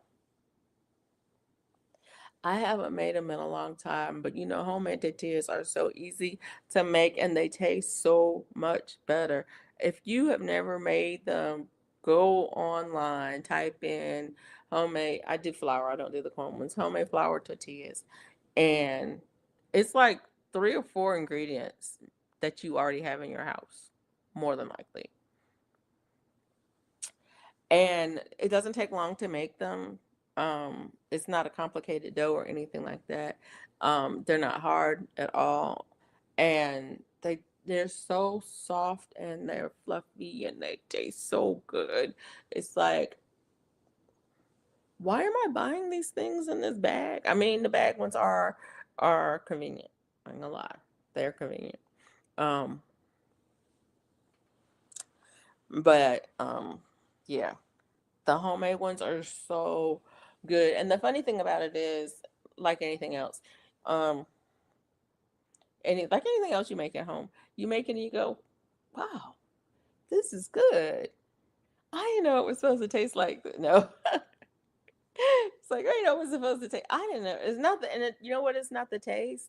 It's it's the texture. It's like, but it's so soft. Oh, yeah, that part. um, yeah, it was so funny today. I need to go to the store. I don't have any milk. I don't drink milk a lot, but I use it if I'm gonna make some bread or something like that. And but I don't have any milk and I don't have any cream. And so if I don't have milk, I'll use the cream, but I don't have the cream either. And today I was like, I wanted some bread. I don't eat bread a lot, and so what I'll do is when I want some, I will make it. Because if I buy bread, then I'll eat, the whole loaf or the whole whatever, however the amount that I buy, I'll eat the whole thing. But if I make it, I can make a little bit of what I want. And sometimes I just want a little bit of fried bread or something like that, which is, real simple and easy to make, but I need either milk or cream to make it. And I didn't have any milk or cream today. And it's like, well, what do I have? It's like, I have yogurt. It's like, it doesn't have the same fat content as the cream, so I might need to add some fat to it. I have butter, so um, but yeah, and so that's what I used. I used what I had. I had some butter, I had some yogurt, I had some flour. I was like, I'm gonna make me some bread, and so I did. I made me three pieces of bread, three pieces of bread. Um, I just make the dough and then I fry it up on a griddle and until it's done. And so they're kind of like pancakes, but they're not. But anyways, um, and it turned out really good. It tastes good. I was like, okay, now I know I can use yogurt when I don't have milk or cream. I can use yogurt and add a little bit of extra butter to it for the fat content because you can't make bread. It's like a regular biscuit dough. Biscuit dough is nothing but flour, shortening, and milk, right? But if you don't have um, um, milk, you can use cream. If you use cream, you don't need to add the shortening because it has the fat in it already. It has the milk and the fat in it already. But if you're using yogurt, the yogurt doesn't have the same fat content as the cream has. So you need to add some fat to it. So yeah, anyway, yep, those cameras are pretty cool. I really like it. The only problem that I have with that camera is that it has to be near a plug. Yeah, that part. Um, or you have to have a long extension cord or something like that. You have to have it near a plug. Um, and I mean, it's not a problem, but it is a thing. And so, because of that, I only have one of mine hooked up, and I really wanted to have two of them hooked up because I wanted to be able to see the entire back side of my house. And so that northwest corner, I can't see um, the northwest corner because I haven't figured out where to put it. I mean, I know where to put it, but I haven't figured out how to wire it. Unless I'm gonna get like a heavy duty permanent um, extension cord for that, and I might do that, but I haven't done that yet. I mean, I have a couple extension cords. I probably could use one of them because I rarely use both of them. But yeah, there's a whole nother thing. But yeah, they're pretty cool. I like them. I like it a lot, and I like being able to check on my girl. Um, check on my girl, and I also like the fact that I know I've got that SD card. I don't have to go, I don't have to pay a service for somebody to back the stuff up. It's already backed up on the card. So there. Although I turned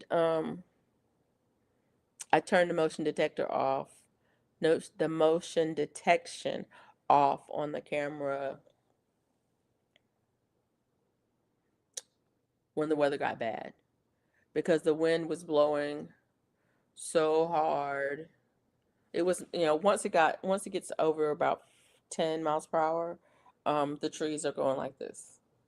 And so every time one of the pine branches goes like this, the camera will send me a notification. That send me a notification that there was movement in the backyard. It's like, okay, I'm turning motion detection. Motion detection is turned off. So yeah, most time I have it on and I just have it on low. It tells you whether you want low or high detection. So it won't really go off for a bird or bees and stuff like that. But if a person came in the yard, it would go off. So I usually have it so that some of the normal everyday movements are not going to catch anything big, catch it. But if something big, yeah, comes through, it'll catch that. I forget what it's called. I don't know what it's called. Um, but yeah, so, but yeah, and so I have been using my planner. I didn't know if I would use it or not. I know showed it to y'all when I first got it. I didn't know if I would use it or not when I got it. But I have been using it. I've been writing stuff in here. Let's see. Yeah, I've got stuff written in January and February. Yeah, yep. A lot of stuff. I don't know if I can see that or not. But yeah, there's a lot of stuff written in there. Um,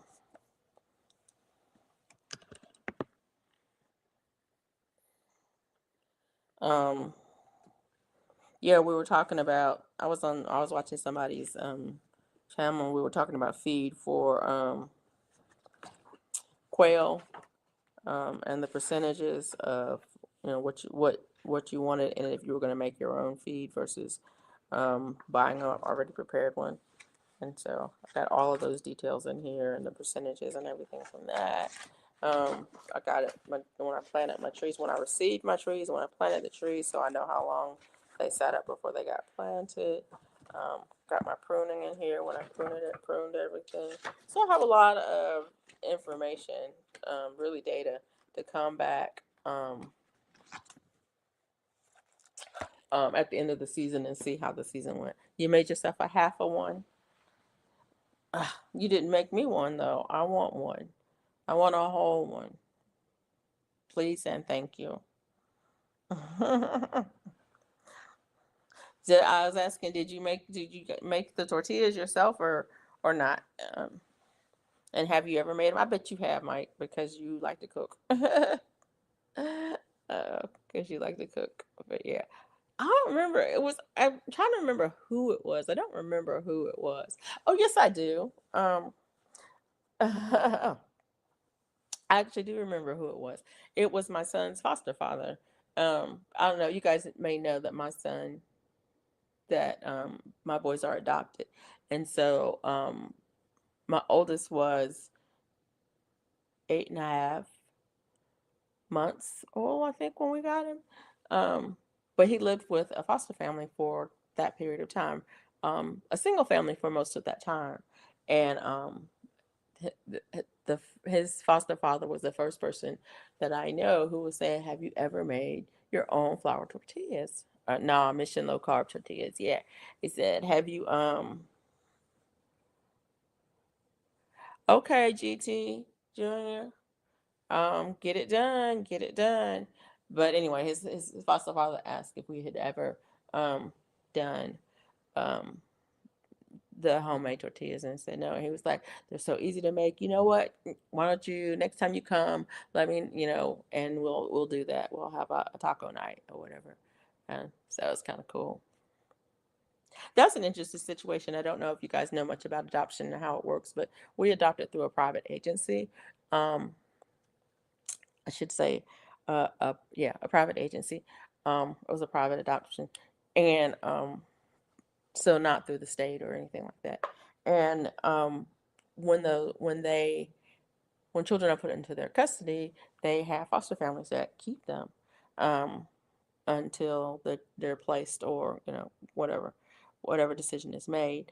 Um, and so our son was with a foster family um, for a good portion of his early life.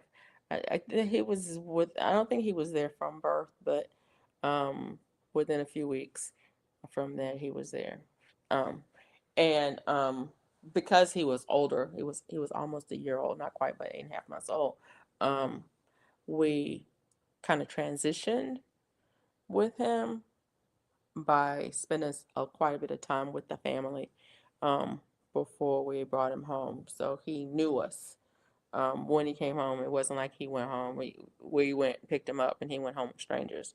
Um, we went to see him. We visited with him. We played with him. We um, took him out and did things with him. Brought him back to the family and um, on several occasions. So that there was a transition or period. So by the time we took him home, brought him home with us, he knew us.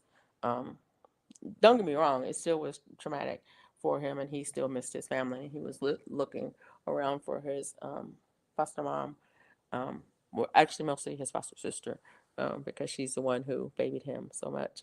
But yeah, I got some small Barbados cherry plants in the mail today. It's only 10 p.m. here. Okay, small Barbados cherry plants. I want a cherry um, tree. But I'm not sure which one, if if any, would be a good fit for here. Um, and like I said, I think we talked about this last week. I would like to have one that has more than one kind of cherry on it. I'd like to have, two different kinds of cherries on it or something. Or at least even if it's not two cherries, but two different fruits on it. But yeah, yeah. I have to do a little bit more research before I get that. Um, I would love one of those cherry plums. I love those cherry plums. Y'all know what I'm talking about? Or plum cherries, plum cherries. I think they're called plumeries or whatever. Y'all know what I'm talking about? Um, they're the plums that taste like cherries. Anyways, they come out every year during between plum and cherry season, about the same time. And oh, if I could get one of those trees. And I think I was looking at those last year, and I'm not sure. I don't know. I can't remember the reason why I didn't go for it. But yeah, if I could get two of those, I would be happy. You never heard of them? They're called, now I have to go Google. I think they're called plumeries or something.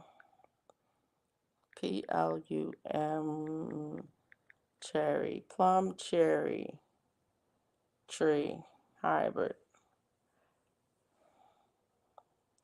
Pluerry.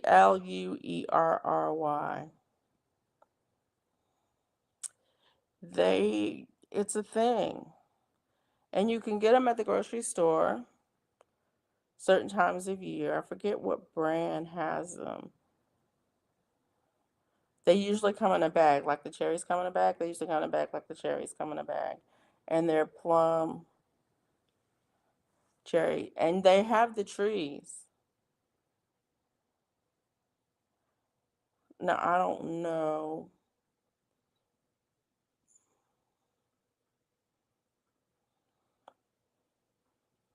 I don't know what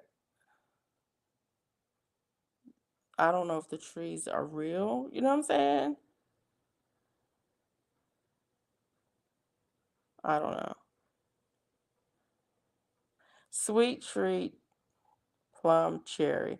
That's the brand that I see in the grocery store, the Sweet Treat. Now I don't know if this is real or not.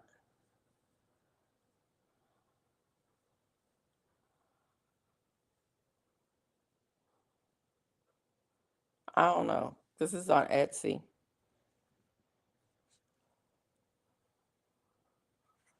It's on Etsy. I don't know if it's real or not. Because, people will sell you anything on Etsy. But you see, Sweet Treat, Plum Cherry. But that's the brand that Sweet Treat is the one that I've seen in the grocery store. Now, whether or not that is, you can get seeds for that, I don't know, because sometimes those, I haven't tried the cotton candy grapes either.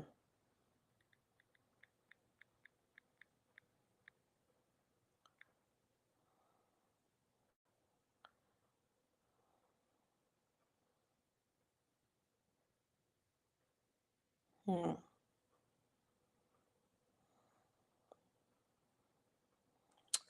So I don't know. I don't know if it's real or not. Sweet Treat, flavor complex.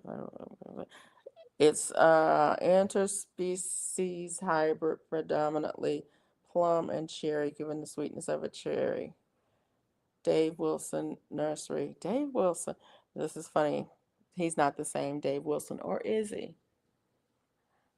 I used to have a boss named Dave Wilson. That's why I'm thinking that. Okay, Sweet Treat, Prairie Tree for sale. I see a couple of places that seem to have it. Oh, Ison's has it. Yeah, Ison's. Well, maybe they do. Yeah, Ison's have it for 49.95. I might get, but I need to look and see what the grow zone is for it. I never bought from Ison's. License. Etsy has a good refund policy if you use PayPal. If they don't send you, no loss, you get your money back. Oh, okay. Yeah. But anyway, Ison's Nursery has the Sweet Tree Prairie as well for 49.95. So I could get one this year, but I probably have to get two. I don't know. See, I need to go. I need to know more. Like, do I need to, or is it, or what will it hybridize with the plums that I already have? Um, that kind of thing. So yeah, it appears that it is a true plant that you can actually get the plant. Sometimes these hybrids that you can get like in a grocery store or whatever, the you can't get the plants. Um, it's a whole genetics thing. They either hold they like Sweet Treat. The Sweet Treat may be held by a certain company, and they won't put it out on a commercial market or something like that, or retail market. And so sometimes you can't get those plants, but it appears that you can get the plant for it. So I might try to get one. That'll be fun to have. But I have to look into it and see if we have if the weather here, the climate here is suitable for that. Because I don't know. It could be what it could be. But anyways, I am, I was thinking I want to take some more cuttings off of that Chickasaw plum because, that's a native plant. It's not a graft. And so I'm thinking I might try to air layer that. Um, Yeah, I might try to air layer that to see if I can get some cuttings off of that because that would be nice. Um, if I could. I'm sure people would like to have that in their yard. I don't know, maybe not. Maybe I'm the only one who has these kinds of things, memories from childhood, growing up and eating those things. But yeah, Chickasaw plum cuttings. Yeah, that's what I'm gonna try to do. Um, like I said, I pruned it, and so I did put some cuttings in some water to see what's going to happen. I don't know what's going to happen with that, um, but I am definitely going to try to air layer it and see what. Oh, send me and GT some cuttings. Okay, y'all are gonna have to tell me exactly how to do the cuttings in order to send them so that they have the best chance. I'm trying to be slick. It would be even better if you could get 3 small air layers. I'm gonna try. I'm gonna try to air layer it, Mike. I mean, GT. I don't know if I can air layer it or not, but I'm gonna try for it. Um, I don't, and that's the thing about cuttings. Okay, honest to goodness, I went out to the tree. I did not plan on even pruning the tree, but I was walking around it, and the tree was poking me, and I said, "Oh no, I can't get around it, so I need to cut it." And so I got out my pruners, and I start so I could get around it. And then I went, "Oh, that branch, yeah." I'm gonna cut that branch off. And so I got out my other pruners and I cut it. And then I went out to do something else. So I did the thing that I went to go do, which was to cut a crepe myrtle that had come up in one of my other plants. Cut that off. I need to dig it out, but anyways, cut it off.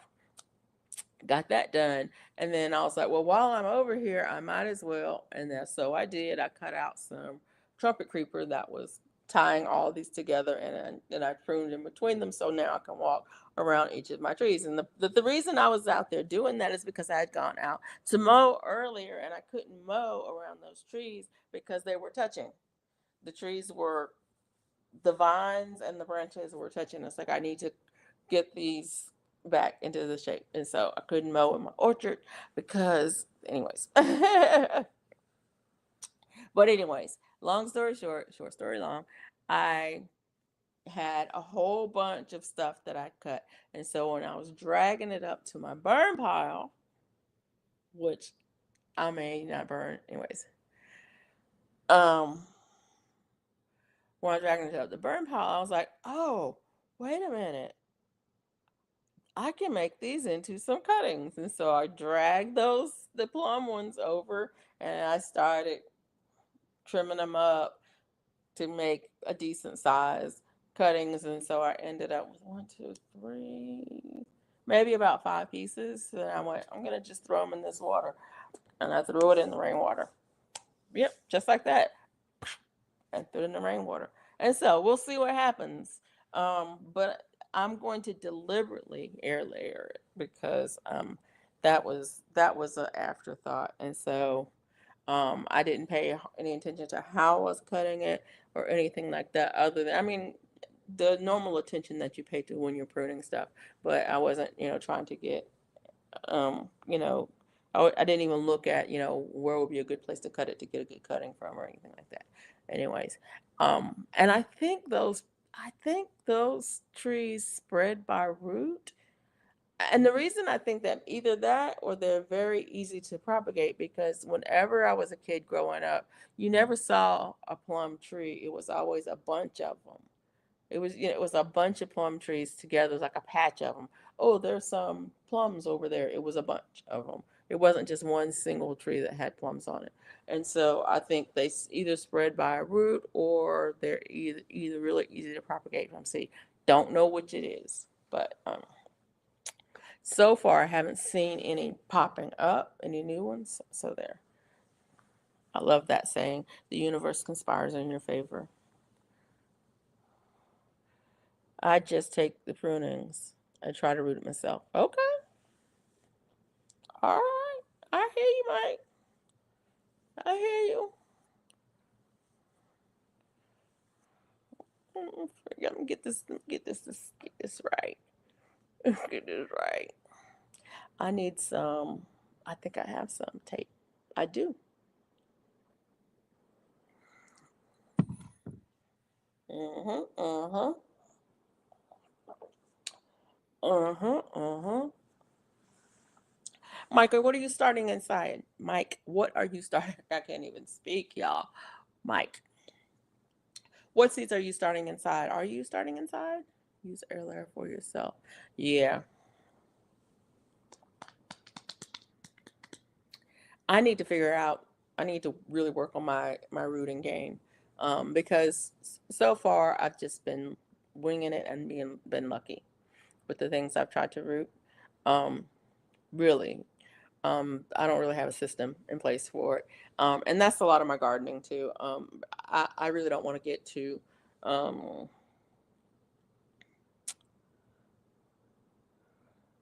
trying to think of the word I'm looking into it.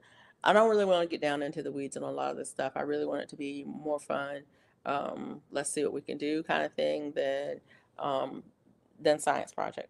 I don't want to have, when I say science project, there's a formula for a science project. You have to have a hypothesis, and you have to have some predictions, and then you have to have some methodology, and then you have to have some observations, and then you have to have some results, and you have to have, you know, some, synopsis and all that. I don't want to do all that. I just want to try something. I just want to think about it while I'm out there putting stuff on the burn pile and go, oh, I could take a cutting from these. Why don't I do that?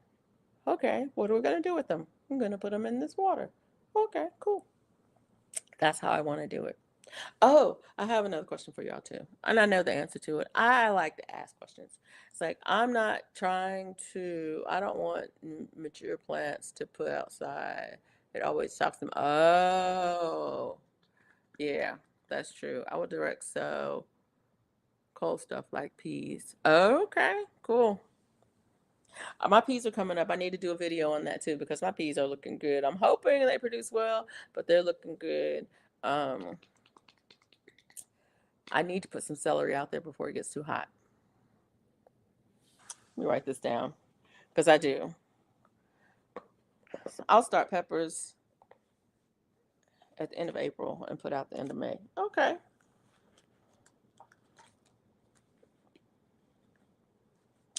So yeah, I want to. Where's my? Yeah, I want to do some celery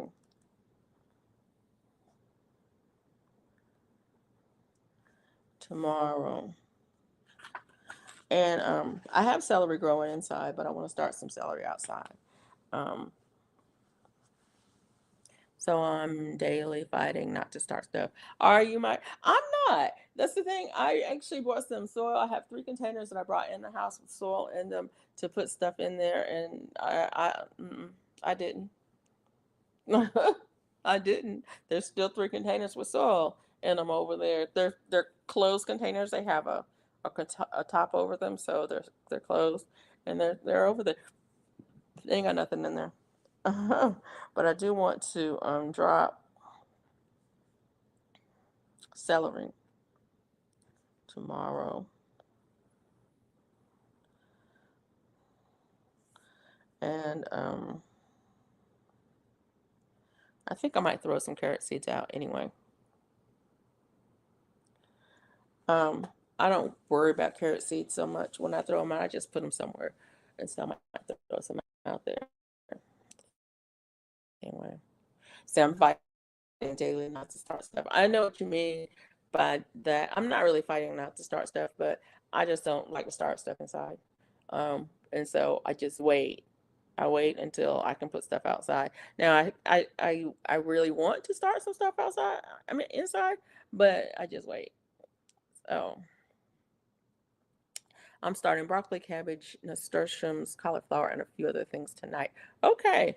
So I've got herbs. I did start. Did I talk about that earlier? Yeah, I think I did. I did start some purple cornflower and lemon balm, but I got some other herbs I want to plant too. I still want to get what is that thing called? Um, I still want to get a green stalk. I'm contemplating whether or not I really want to get a green stalk, but I do want to get a green stalk. I don't grow broccoli. I do direct sow cabbage, but I also will buy some cabbage starts because I haven't had a lot of luck growing cabbage from seed. So yeah, I will get some starts. And I'm gonna get some more. I put some out this winter and I'm gonna put some more out. I have a small grow light coming in the mail Wednesday for this little indoor greenhouse that has wheels on it. Oh, nice. I need to find a cover for my outdoor greenhouse. Um, the cover that's on it is the zipper's pretty much dry rot, and in places like different parts of it are coming apart. So I need to replace that. But I don't use it a lot, but I still want to replace it. I want to replace it because I want to put um I want to start seeds in it. I want to start seeds like my watermelon seeds and my cucumber seeds. I want to start them outside in that little greenhouse because it's a warm spot. They'll get going, and when they get up of some decent size, I can put them in the ground and they won't. Oh no! What? This happens every time. I'm still here, guys. Am I frozen? Am I frozen? Am I still here? Anyways, they yeah, I want to start them in that little greenhouse. And so I need to get a new cover for it. But the cover that's on it is fine. Like I said, it's just getting old. I will drop beets, turnip radishes as soon soon as experiments. They fail, no biggie. I I got like 40 packs of each. Yeah. Yeah, it the Wi-Fi thing went to 0 and then it looked like I don't know, but anyways. Um but yeah. He said beets, turnips, radishes soon. Yeah. Menards has a sale on oh, y'all make me so mad. We need a Menards. Y'all making me really mad with Menards. Okay, it's doing it again. It's acting like the signal's bad. I don't know why. There's nothing else in this house using Wi-Fi. I'm not on my phone. There's nothing else. Well, that camera uses Wi-Fi. That's the only thing. Is there anything else? My front door camera and my back door camera. Wow. 9 cents? Go stock up, Mike. Go stock up. For 9 cents, go stock up. Okay, it's acting crazy. Let me see if I can do this. I don't think it'll do any good at all, but let's do it anyway. Hang on, guys. I'm still here, but I'm going to try to do something to my computer real quick. And hopefully I won't lose you. Hopefully you're still there. Come on, computer.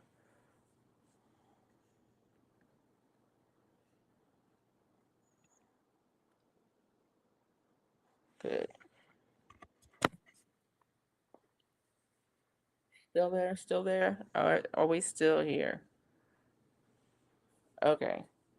All right. Yeah, I'm gonna start seeds in March or April, harvest early June, if and then plant my summer stuff. Yeah, that sounds good. I never had a spring garden. I don't really do a spring garden. I mean, I do a spring garden. I don't really do a summer garden. I do a spring garden and then I keep planting. Um, my spring garden is the stuff that's out there right now. And so right now I have greens, I have collards, cabbage, kale,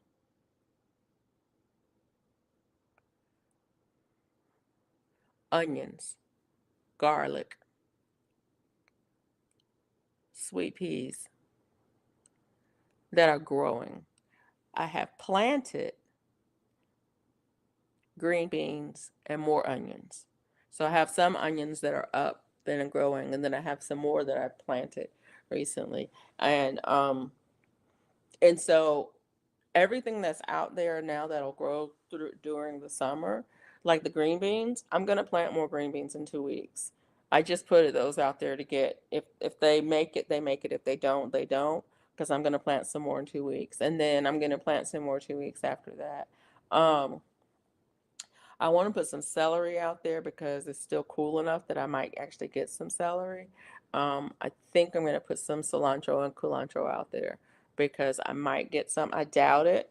It almost always bolts before um, I get anything out of it, but the seeds are a spice, so I'll take that and grind it up and use it.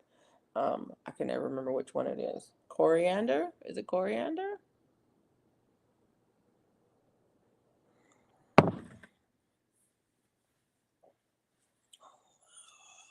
You typically get frost until after Mother's Day. Okay.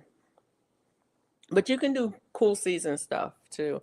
And then this week is going to be our last, well, our last frost date was last week, but this week is going to be our last, should be the last cold night. We should be above 40, probably above 45 after this week. And so, um, yeah, it's time for me to just start putting stuff out there. Um, I want to light my burn pile probably tomorrow. Um, and then once that burns down, I'm going to turn the soil up under that and do a new bed there. That's going to be my summer bed.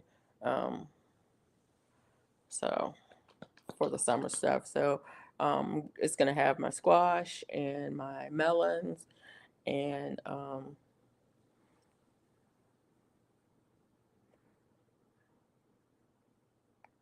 cucumbers. I was gonna say what? I was like what? Whatever. Yeah, cucumbers. I'm not ready to put cucumbers in right now, but I want to get some cucumbers started in the greenhouse. Because when I get ready to put them in, I want them to have some good size on them so they'll go. So if I plant cold stuff that germinates in the cold soil, be a cool experiment. Yeah, that is true. And you can still do winter sowing too. You know how my gardener does winter sowing um in the snow. Was that there's my gardener has a video on winter snowing, and it's in the snow where he has it. There's snow there, and he just uses a a plastic container, like a plastic, not transparent but translucent plastic container like you would buy at the dollar store, and he puts it over. He plants the seeds and he puts it over it, and that's his winter sowing. And then the snow melts. The snow melts and what keeps it watered and cycles it through it, and then it helps to heat it up. Blah, blah, blah. Anyways, watching my gardener's winter sowing video, I thought it was interesting. I was like, oh yeah, if I lived someplace that was like that, I might do winter sowing. um, I did some winter sowing last year, but y'all know it doesn't get that cold here, and so what happens is but it gets really hot here because what happens is it gets over 80. Yeah, I got good click because check out in my gardener's channel. He has a video on winter sowing, and he used the clear totes. Um, and he did it right in the ground. He didn't even put so he did it in the ground that was frozen. Um, in the ground that was frozen, he basically put down a layer of soil, put down the seeds, put down another layer of soil, and put the plastic container over everything. I think there was snow. I think it melted. I can't even remember. Yeah. Yeah. I forget what it was that he planted. But this cauliflower Durgest 41 says it must be overwintered, so I put it outside now. Maybe. I don't know. You're still in winter, so I don't know. That's like try a few seeds of it. GT, yeah. Yeah, try some. Try it, see what works. My asparagus. I need to read up on asparagus. This is my second year. I got it last year, and it's coming up. It's coming up. I don't even know when you harvest it. I think you don't harvest it till the third year. I'm not sure. Anyways, we'll see what happens with it. I might get more. I don't know. Does it spread? Does asparagus? I think it spreads. I have it in a container, but I want to take it out of the container and put it in the ground. Um, because I think it needs to be in the ground. I think it needs room to grow. But it's coming up. So I don't know. I'm growing asparagus, y'all. It's still alive. But I do need to look up and see when do you harvest it, and I always hesitated to get it because it's like, can I keep it growing? If the stuff I plant fails, I'll turn it into super juice or fill bottoms of the new bed. Yeah, with fill. Yeah. Well, that's what you have to do. I mean, everything you use everything. You recycle, reuse, yeah, everything. Try a few seeds. Yeah. Awesome.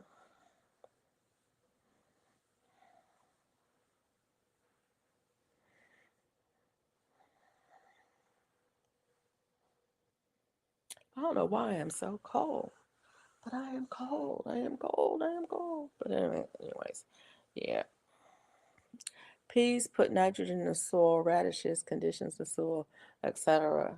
Yeah. I was watching, who else was watching? I haven't watched her in a minute either. Diva Jones. I was watching her and um she was breaking up ground for a new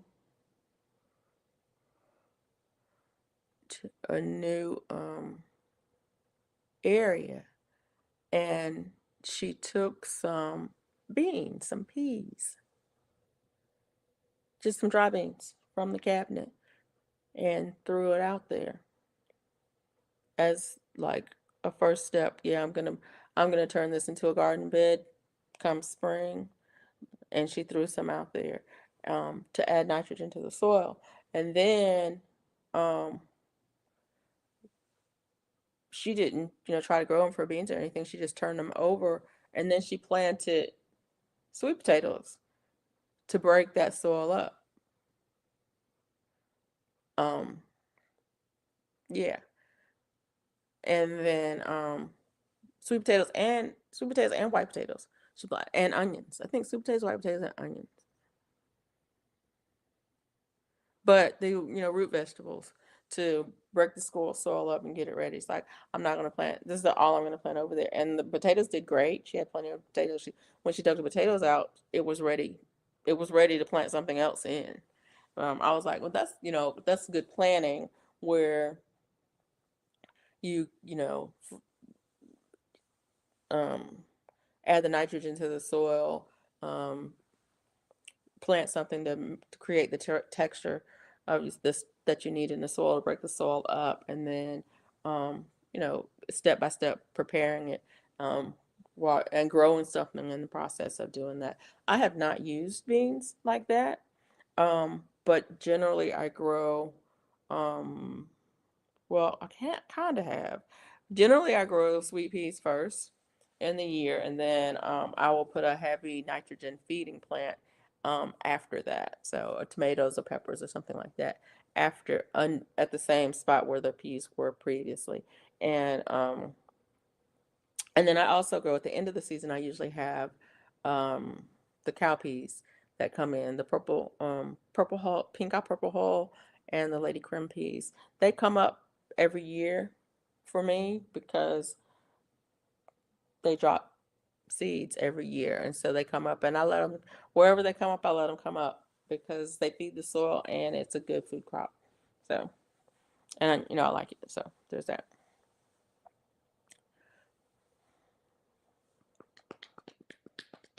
Peas put nitrogen in the soil, radishes condition the soil, etc. Even if a hard freeze kills them. That's true too. Even if a freeze kills them, if they once the roots have established, you've already got the benefits. That's true. And then when the freeze kills them, then they add when they break down, they add nutrients to the soil. That is true. That's the one thing I don't like to do in my garden. And I know you can't keep it all, but I do not like to take anything out. So, like if I'm pruning, I don't want to prune something and then drag it to the street for the landfill or whatever. I don't like to take it out. If it's something that can go in the compost, I'll put it in the compost. I don't put a lot of heavy material in my compost, so a lot of times the prunings I won't put in there, but some I do. um, but yeah, I don't like that. And so that's why I have a burn pile this year, because I have a lot of material, but I don't want to throw it away. And so I'll burn it and it'll create the ash. And the ashes, I will turn it into the soil for texture in the soil. And any excess that I have, I'll put it and the compost because it'll break down over there, um, and the compost. And so there, I mean, I can use it for other things too, but I just don't like to throw away anything that can be used in the garden. And I mean, that's even stuff in the house. It's so funny. I need to do a video on my cardboard stash. I have way too much cardboard. I need to get rid of some of it. But before I get rid of it, I have to go through and think about, is this something I can use in the garden? Where can I use in the garden? And the answer is always yes. The answer is always yes. I can use this in the garden. And there's certain things I was talking to my therapist about it. Y'all, I don't know if y'all are bad as I am. I know Mike is because he has all those hydroponic things going on, but it's like there's certain jars I can't throw away. I made a terrible Alfredo last night. The noodles I overcooked. The shrimp and the reindeer sausage made it tolerable for me to eat. My family said I could have the rest of it. Oh, that was good for them. Let you have it. That's, yeah. Uh, there's not much you can do to save overcooked noodles, unfortunately. But noodles are cheap. That's one thing. Noodles are cheap. That's something I haven't made myself is homemade noodles, but I want to. I want to make homemade egg noodles because I like wide egg noodles like that. Um, but I would like to make homemade egg noodles. Like for Swedish meatballs. Ooh, that sounds good. Doesn't that sound good? That sounds good. Yeah. Or stroganoff. Stroganoff with some egg noodles. That sounds good. That sounds really good. Um, I kept my glass jar from my Alfredo sauce jar. Yeah, okay, I'm gonna tell you, I would buy the pasta sauce.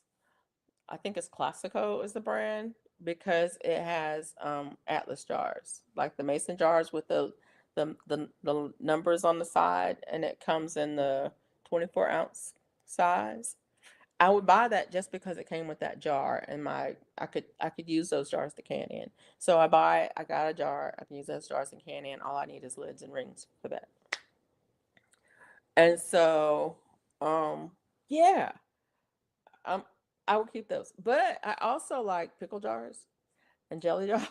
Any jar that has a screw top on it, I will keep it because if I'm if I have something like in the garden but I don't have a lot of it, say I have cucumbers but I don't have a lot of cucumbers, and but I have more than I'll eat in a week. I'll cut them up, slice them up, put them in a pickle jar, and pour pickle juice on them from another jar of pickles, and put them in the refrigerator, and then they'll keep longer than a week. So now they'll keep 3 or 4 weeks, and by that time I'll eat them up. And if it's and it, but it's not enough. It's not enough to actually make pickles because it's just a jar. If I have 5 jars, then no problem. I'll make pickles and I'll use the regular mason jars with the right kind of lids so that I can water bath them and they'll seal. But if I'm just making refrigerator pickles, no, I'll just use an old pickle jar for that. um, but yeah, and so I have a lot of things that it'll come in and I'll go, oh, that's a good container to start seeds in, and I'll say that, oh, this is a good container to, yeah, right. And jars are one of those things. I have a hard time throwing away a glass jar that has a good lid. I just do. I just do. Because what if I decide I wanted to make some jelly today? If I decide to I want to make some jelly today,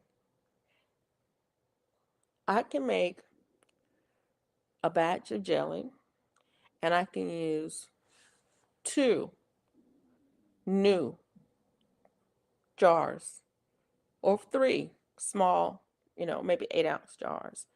Um, or even, an 8-ounce jars.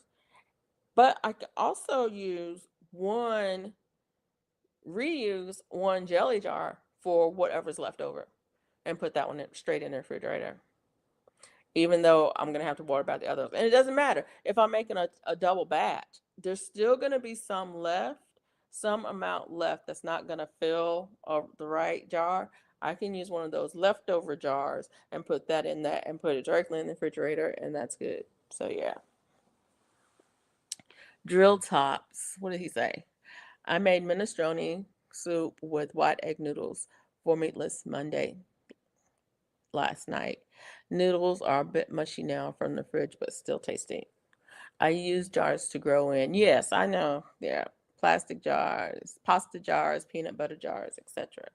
You can drill air air garden baskets or use a 3-inch net cups for a wide mouth. Yeah, 3-inch net cups, leca balls, wide mouth, instant cracky jar. I need to get some leca balls and some net cups because I don't have them. And I almost ordered some um net cups. I almost ordered some net cups. I'm just telling you. On Temu the other day. I was I was in the middle of something and Temu popped up and I went, oh, da da da, and the I had must have searched for hydroponics or something because I must have searched for on hydroponics because those kinds of things were popping up. And I was like, oh, I could order this, I could order this. And they were trying to get me, with we offer you this, we offer you that. And I was like, you know what, let me close this window. So I didn't order them. But I want to. I really want to try the cracky method with the leca balls, and I need to get something for that. But yeah, drill tops 4, yes.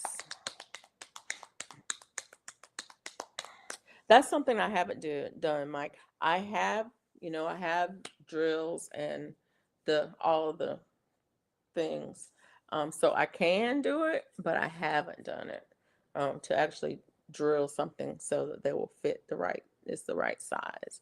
I haven't done that, but I can because I have all the stuff. I have more stuff than I'll ever use. In fact, I need to get in there and get rid of some of it. Oh, that part. This hair is so weird. I order from Temu all the time. Yeah, I think I would order from Temu. I got an order from Temu. Do y'all? I ordered from Temu. And I don't know. I got a bunch of stuff. I got a bunch of stuff from Temu. Um,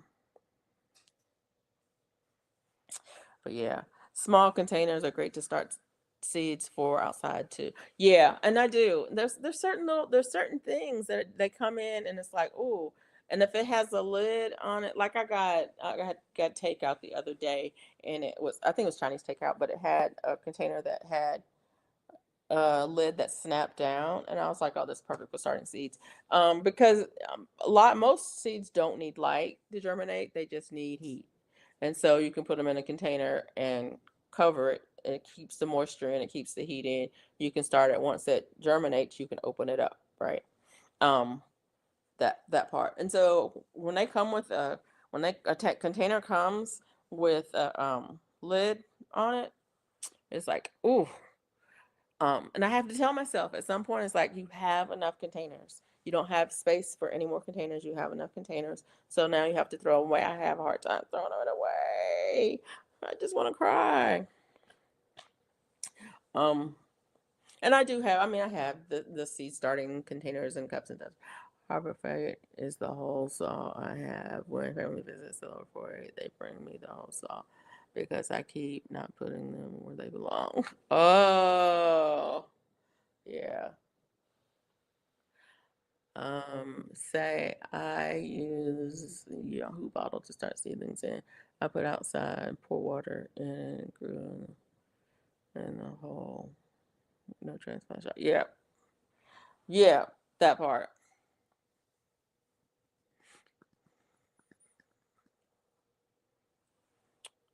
Yoo-hoo. I haven't seen a Yoo-hoo in ages. That's funny. Harbor Freight. I'm trying my best.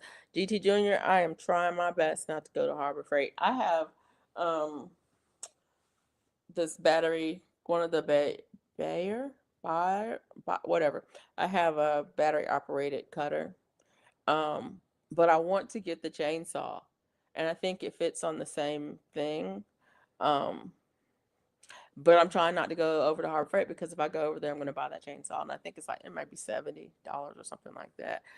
Since they don't want to send me one, you know that company that sent everybody all those tools that didn't send me one, yeah, them. They don't want to send me one, so it feels like I'm gonna have to go to Harbor Freight and buy one. But when I was out there, yeah, the mini chainsaw. When I was out there pruning up stuff, I was like, man, if I had a chainsaw, this would go a whole lot faster.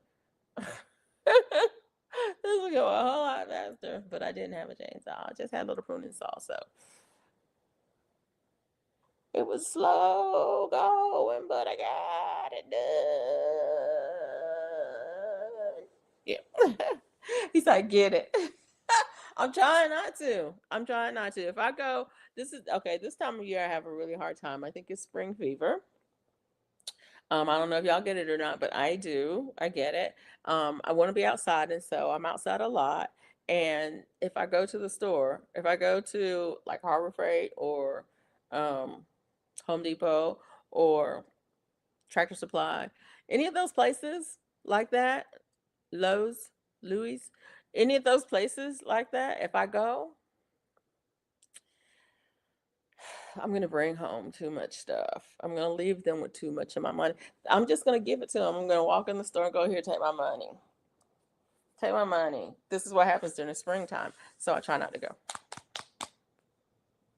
I have four companies offer me those. I turned two down. Seriously, Mike, you should have told them to send them to. You should have told them to send them to me because I need one. I need one. I don't need two. I just need one. Um, they're probably not going to offer me any because evidently I don't produce enough content for them or I don't my audience isn't big enough or whatever. I don't know.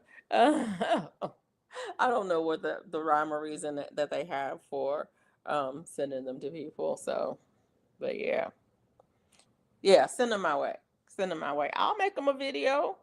I will make them a video. I got plenty of things I can cut with a mini chainsaw. In fact, I've got a maple tree that I need to go and prune up. I need to cut some limbs off of because it's on the fence, and I don't want it to fall and damage my fence because I paid too much money for that fence. So I need to go and cut those limbs away. Um, and also it's kind of crossing the fence, so I want to get that. I don't want to I don't want to antagonize my neighbors any more than I have to by just normal living, you know, any abnormal living, I wouldn't want to do that. So yeah, that part. Um,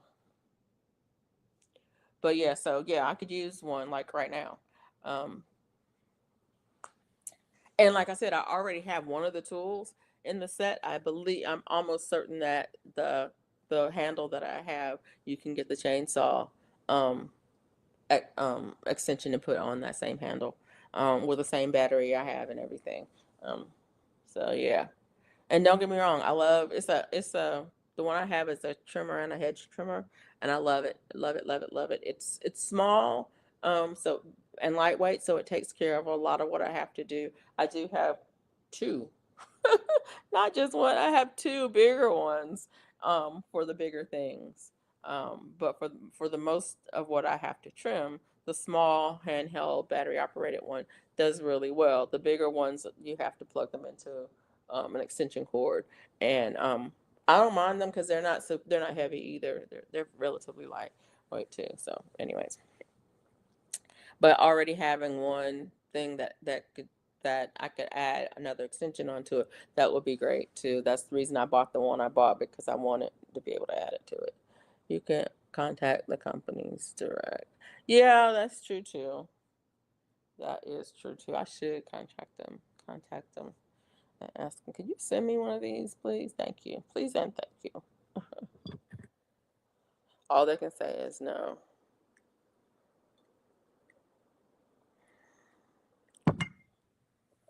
That's true. And a no doesn't matter. I mean, a no doesn't change anything. A no is a no change situation. It's how I explain to my children. A yes is a change. A no is a no change. A no change is a no change. So yeah, yeah.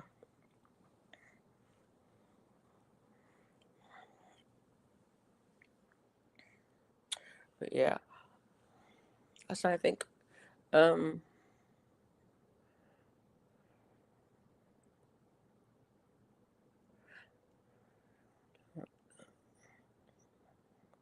oh, the last date for WIG. So beets and carrots are supposedly be transferred. So I will try beets this year. I don't know what you're saying, GT Junior. What? Yeah, when's the last day for the WIG? I need to do an update. I saw my Renaissance Grandma's update. Was it my Renaissance? I think it was my Renaissance Grandma's update, and she was like, "I pretty much ate this." I was like, "That's how I feel about like my holy basil. I harvested off of that so many times. April 4th. Okay, I've never grew a beet bigger than a nickel. Oh,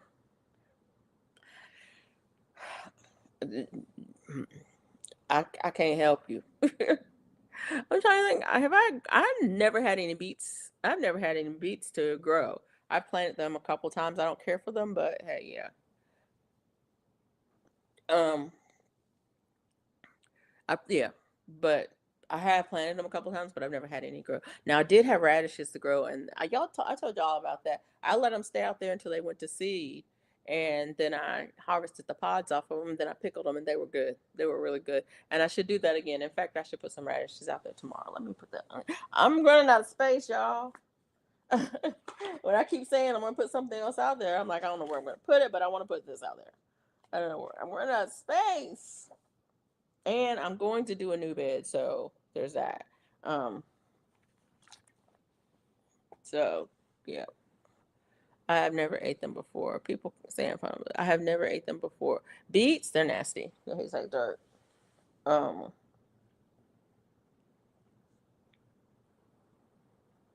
I'll plant some radish because I would like to pickle some more of the radish um pods. I need to get some dragon tongue. I think it's called dragon tongue because those are you grow for the pod. But any of them, the pods are edible.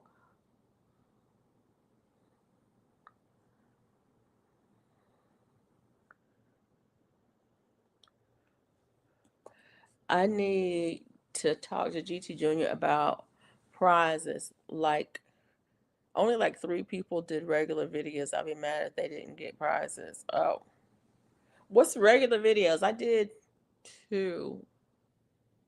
I did the planting one, the initial one, and then I did an update one where I was harvesting stuff, I think. Um, yeah, I did an update because I know I did an update because my lettuce didn't come up. I planted some more lettuce. It didn't come up. I don't know what's going on with my lettuce, but I've got some more seeds, so I'm gonna try some more. I'm gonna try some more. Um,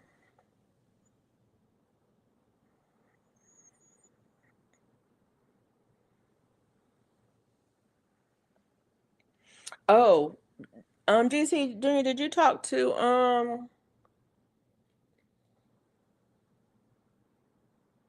what the heck? Be the difference. Be the difference clothing. She did some t-shirts. I think it's on TikTok. It's on TikTok. Actually, she did a live stream on YouTube making the shirts for me. But she did some shirts for me. And they turned out really good. I told her the words I wanted and she found an image for them. And yeah. So that. Oh, okay. Were we supposed to do weekly videos? I don't remember the rules. I'm a bad contestant. You know, maybe I'll just drop out of it and call it a day. And then I don't have to do anything else. Then I'll be done. But anyways, um, but yeah. Um, anyways, she did some t-shirts for me. It turned out really good. She picked really nice images. I love them. I got them for my husband for his birthday. He loves them. He's wearing them. My kids love them. So I one of them said classic. Vintage, Age to Perfection. It was his birthday. And then the other one said, An Excellent Year, 1960, An Excellent Year. So, yeah. But they turned out really good. I didn't know it was weekly videos either. I never mentioned that. Oh, okay. Mike, yeah, I'm a participant. Okay. I will participate. Y'all keep doing this and I will participate. I'm a participant. But I don't really get into competitions. You know what I'm saying? For me, it's not a competition. For me, is that I like to just participate. I like to see people growing food. And so if it's something that I can do and it's not a lot of extra, yeah, then I'll do it. Because I don't do extra ever. I'm saying if popularity contests and weekly people lose, hey, if it's a popularity and weekly people, that stinks. Yeah. You can email me anytime, DT Junior. I my email is um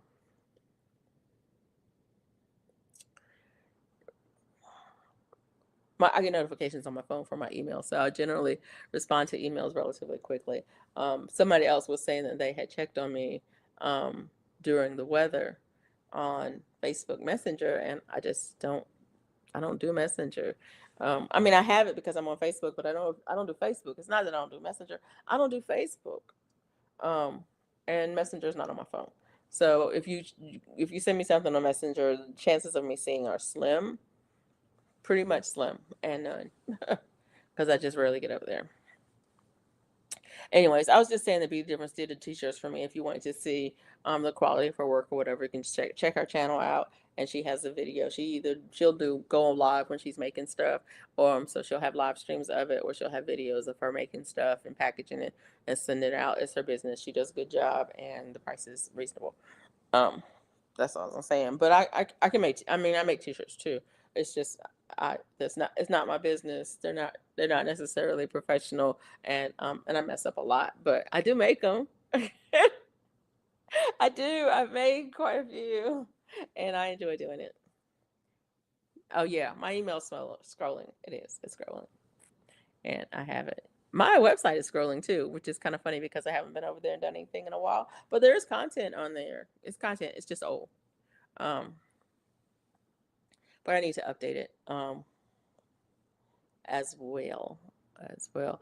Oh my goodness. You know what, guys? It is going on 3 hours. So, let's say this is a 7 minute warning. How about that? 7 more minutes and we'll be done. You're just gonna maybe call them MVP so at least they get something. Just thinking out loud. Yeah, yeah. And that's something too, because I will okay, 15 minutes, Mike. You're so funny. You are so funny. I will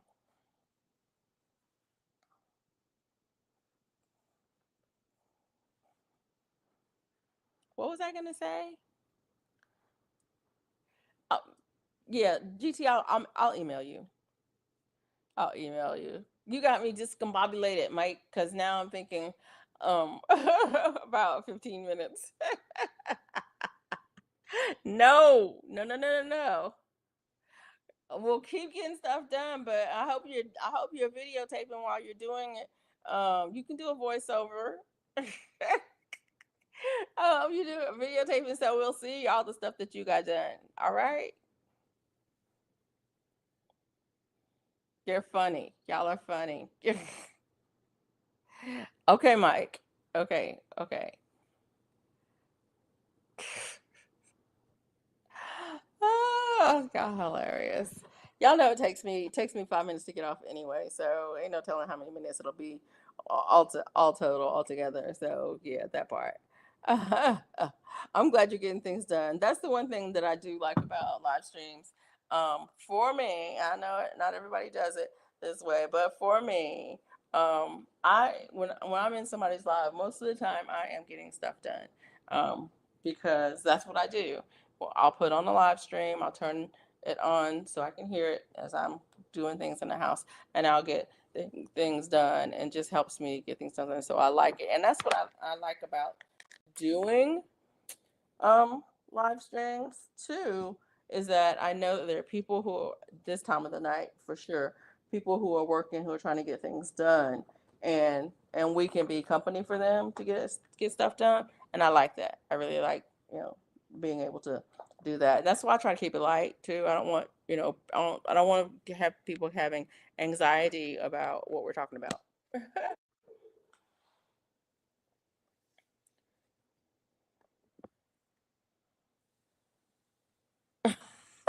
My Renaissance grandma said I did 8 WIG videos. I'm old and I didn't remember it was supposed to be weekly. That's why I don't usually join in, because after time passes, I forget the rules. Same, me too. I forget the rules. I'm not good for long term. If it's a long term thing, I'm not good on that. I'm better for a once and done thing. Like when Lydia was doing the soup thing collab. Yeah, you got to do one video. You got to make a video of you making soup. Okay, I can do that. Or the bean. It was beans. When she did that one, the bean one, I can do that once and done. But when it's something that's an ongoing and it has rules and stuff, yeah. And the other thing is I lose interest too. That's the other thing. It's like that part. It wasn't a rule, I don't believe. GT Junior said it wasn't a rule. Okay, whatever. I know that you had to do a beginning video, and I know that you had to do an update. Yeah, video. And I think there's supposed to be a final video. So that's a total of 3 for sure that I knew I had to do. One beginning, one update, and one final, that I knew for sure I had to do. The rest of it, I don't know. Um, I know a few people who did a ton, promoted, etc., but aren't necessarily popular, so won't win. Oh, mm, can't you? Well, I guess that would defeat the purpose. Okay, whatever. Yeah, yeah. Yeah. Anyways, it is what it is. It's still fun for me. It's still fun. And I like to participate, so I do. And yeah, that part is still fun.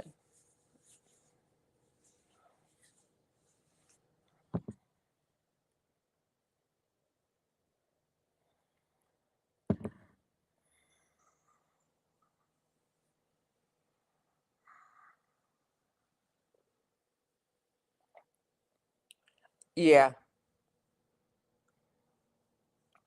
I understand. I understand. But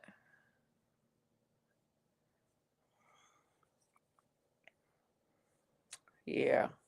Or T-Nog. Yeah. Lead or if you put lead or T-Nog on a pole, yeah. And I mean I get it. I mean I get it. I get it. I get it. Um, and you know what? They've put in the work. That's the other thing. Led and Tnog have put in the work over the years, and the number of videos and the number of live streams and the amount of information that they've put out to this gardening community over the years, they have put in the work. I'm not saying that other people don't put in the work, but I'm saying that they have put in the work over the years. Now, I don't even watch Led's videos anymore. And, I slip into T-Nog's. Um, I listen to T-Nog more than I listen to Led, but I hardly ever watch Led's videos anymore unless it's something particular I'm looking for. And if I'm if I type in something particular and one of his videos comes up, I'm going to watch that for that topic. But as far as regular, I don't even know what day he comes on or anything like that. So yeah. Um, but they did put in the work, and they do have a lot of good information out there. And it's one of the first people that's, those are two of the first people that in the community that I was watching. Before I was a part of the community, I was watching them. So yeah, that part. And it's funny, I started my channel right before Led did the challenge. And y'all may not remember, a lot of y'all may not even remember, Led put out a challenge for people to start their own channels because people were I'm not exactly sure why he did it, but there was a lot of comments in his comments about, YouTube and all of that stuff. And he said, you do it. You do it. Start a channel and do a 10-minute video every week. For this amount of time, or however many. I forgot how many it was. So many 10-minute videos every week for this amount of time. And it was like maybe a 6-month period, and do it for a year, whatever. And I don't remember exactly what the challenge was, but I had started my channel before that, and one of the things, and mine, I started it during a challenge. Actually, one of my friends had a challenge, and she said, and it was not related to gardening at all, but she said start a channel and do one video a week for a year. Saying if you consistently do that, see what happens. And the channel, you could do it for whatever reason you wanted to. And I didn't start out as a gardening channel for sure. My channel was not about gardening. My channel was about, well, it's about what it's about now, which was about, how do I make it through one day at a time of this life. But yeah, but a lot of people did start. Because of that challenge, and that's good because the community grew. um and we've got a lot of information and a lot of support through that. I'm so proud I started it. Now I'm part of the gardening community and build some cool relationships in this. Yeah, I'm absolutely thankful for that challenge because of the number of people who started um because of it. And since then, I mean, don't get me wrong, there were other people who were challenging people to do stuff um before then. um and but the number of people who joined the community, and the number of things that came out that are directly related to that, amazing. And the amount that this community has grown, amazing. So yeah, cool.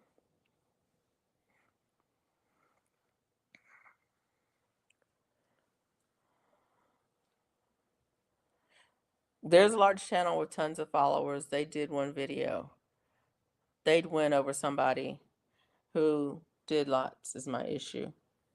Well, yeah, I mean, you can get around that. I mean, if it's a popularity contest, yeah, that's the way it's going to go. But you can make it so it's not a popularity contest. You can make it so it's about something else.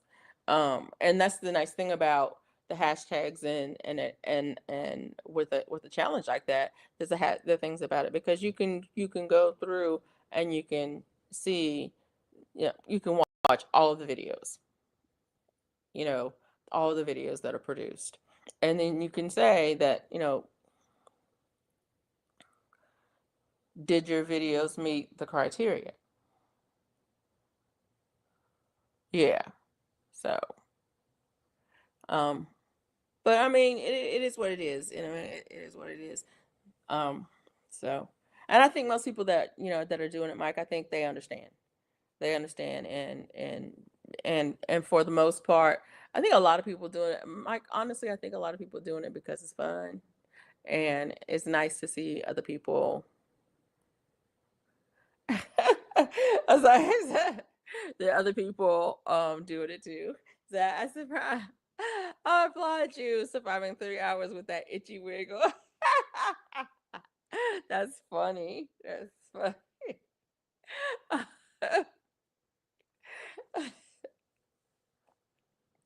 It's funny. These wigs are truly meant for short term. Where I went through, okay, I took the wig out the box, right? and I brushed it and I put some conditioner in it because it was just really fly away. And I brushed it and I took the scissors out because there's so many hairs that are just they're just not right. And so I was like, okay, not cutting it, just like this. And then there's a hair, cut that. And then like this. And then there's another one. It's just a single one that, yeah. It's like, and I went through and I went through and it's like, okay, there's one right there. There's one like there. And they're still there. They're still there. I mean, they're all over me. It's like there's more wig hairs on me than Bella's hair. That's pretty bad. But yeah, there's one right there. It's like it's pretty bad. Anyway. Thank you very much. Thank you very much. Y'all have to tell Lydia Best Yet Journey that the wig was a hit. Y'all just have to tell her. Yeah, it's just there's tons of stragglers because this is not a real. I mean, y'all know. I mean, people, the guys may not know, but the women for sure know that this is not a real wig. This is like it's like a kid's type wig.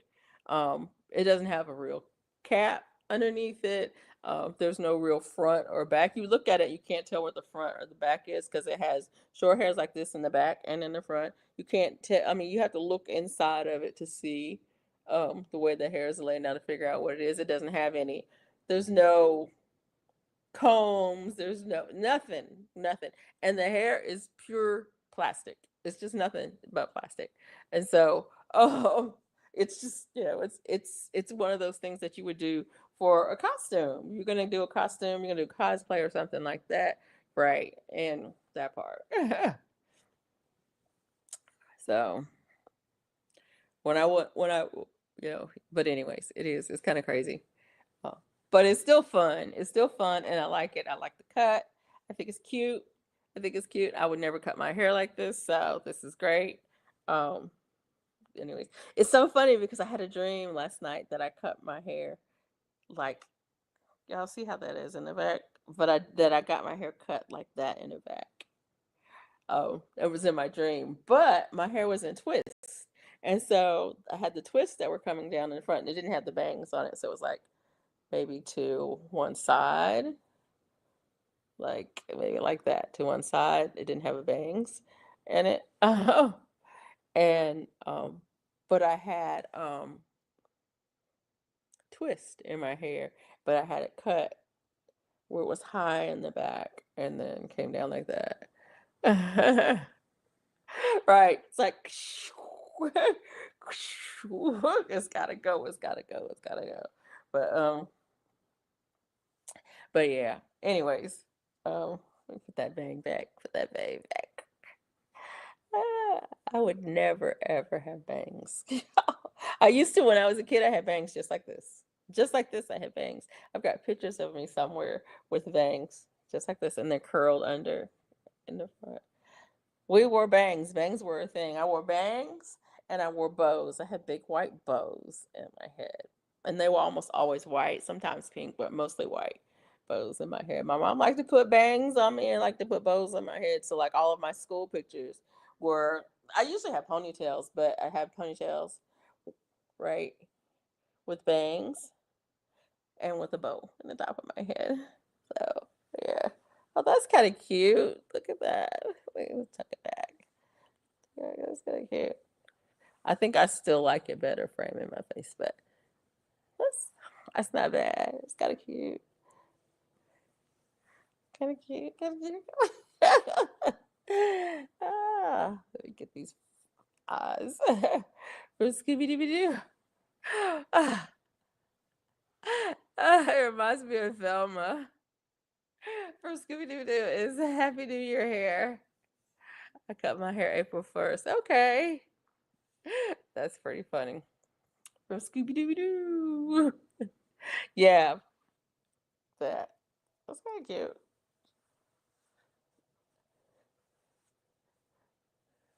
Yeah. Or I could put a headband on. Let me put a headband on. I really can't do much with this because that's the other thing. The density on this is really low. And so, yeah, there you go. There you go. I'm a headband girl. Now I really look like Velma. And if I just had a bow right there, it would be perfect. Okay, y'all know what I'm gonna look like the next time. I'm gonna have to make a bow to put on my headband right there. I think I have a red one. I know I have a red one, and an orange one, and a yellow one, and a blue one, and a green one, and a purple one, and a white. Yeah, I got all the colors. I have to be real careful because yeah, my edges are gonna show. Like your edges are gonna show. It's funny. GT Junior, are you finished yet?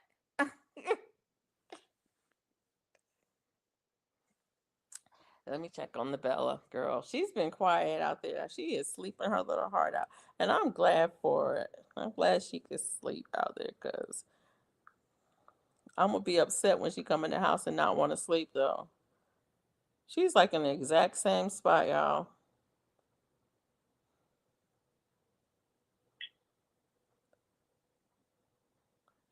I don't think she has moved an inch. She is knocked out. She not gonna want to come in, and she not gonna want to sleep. I'll be up all night with her, and I'm not gonna be glad about it.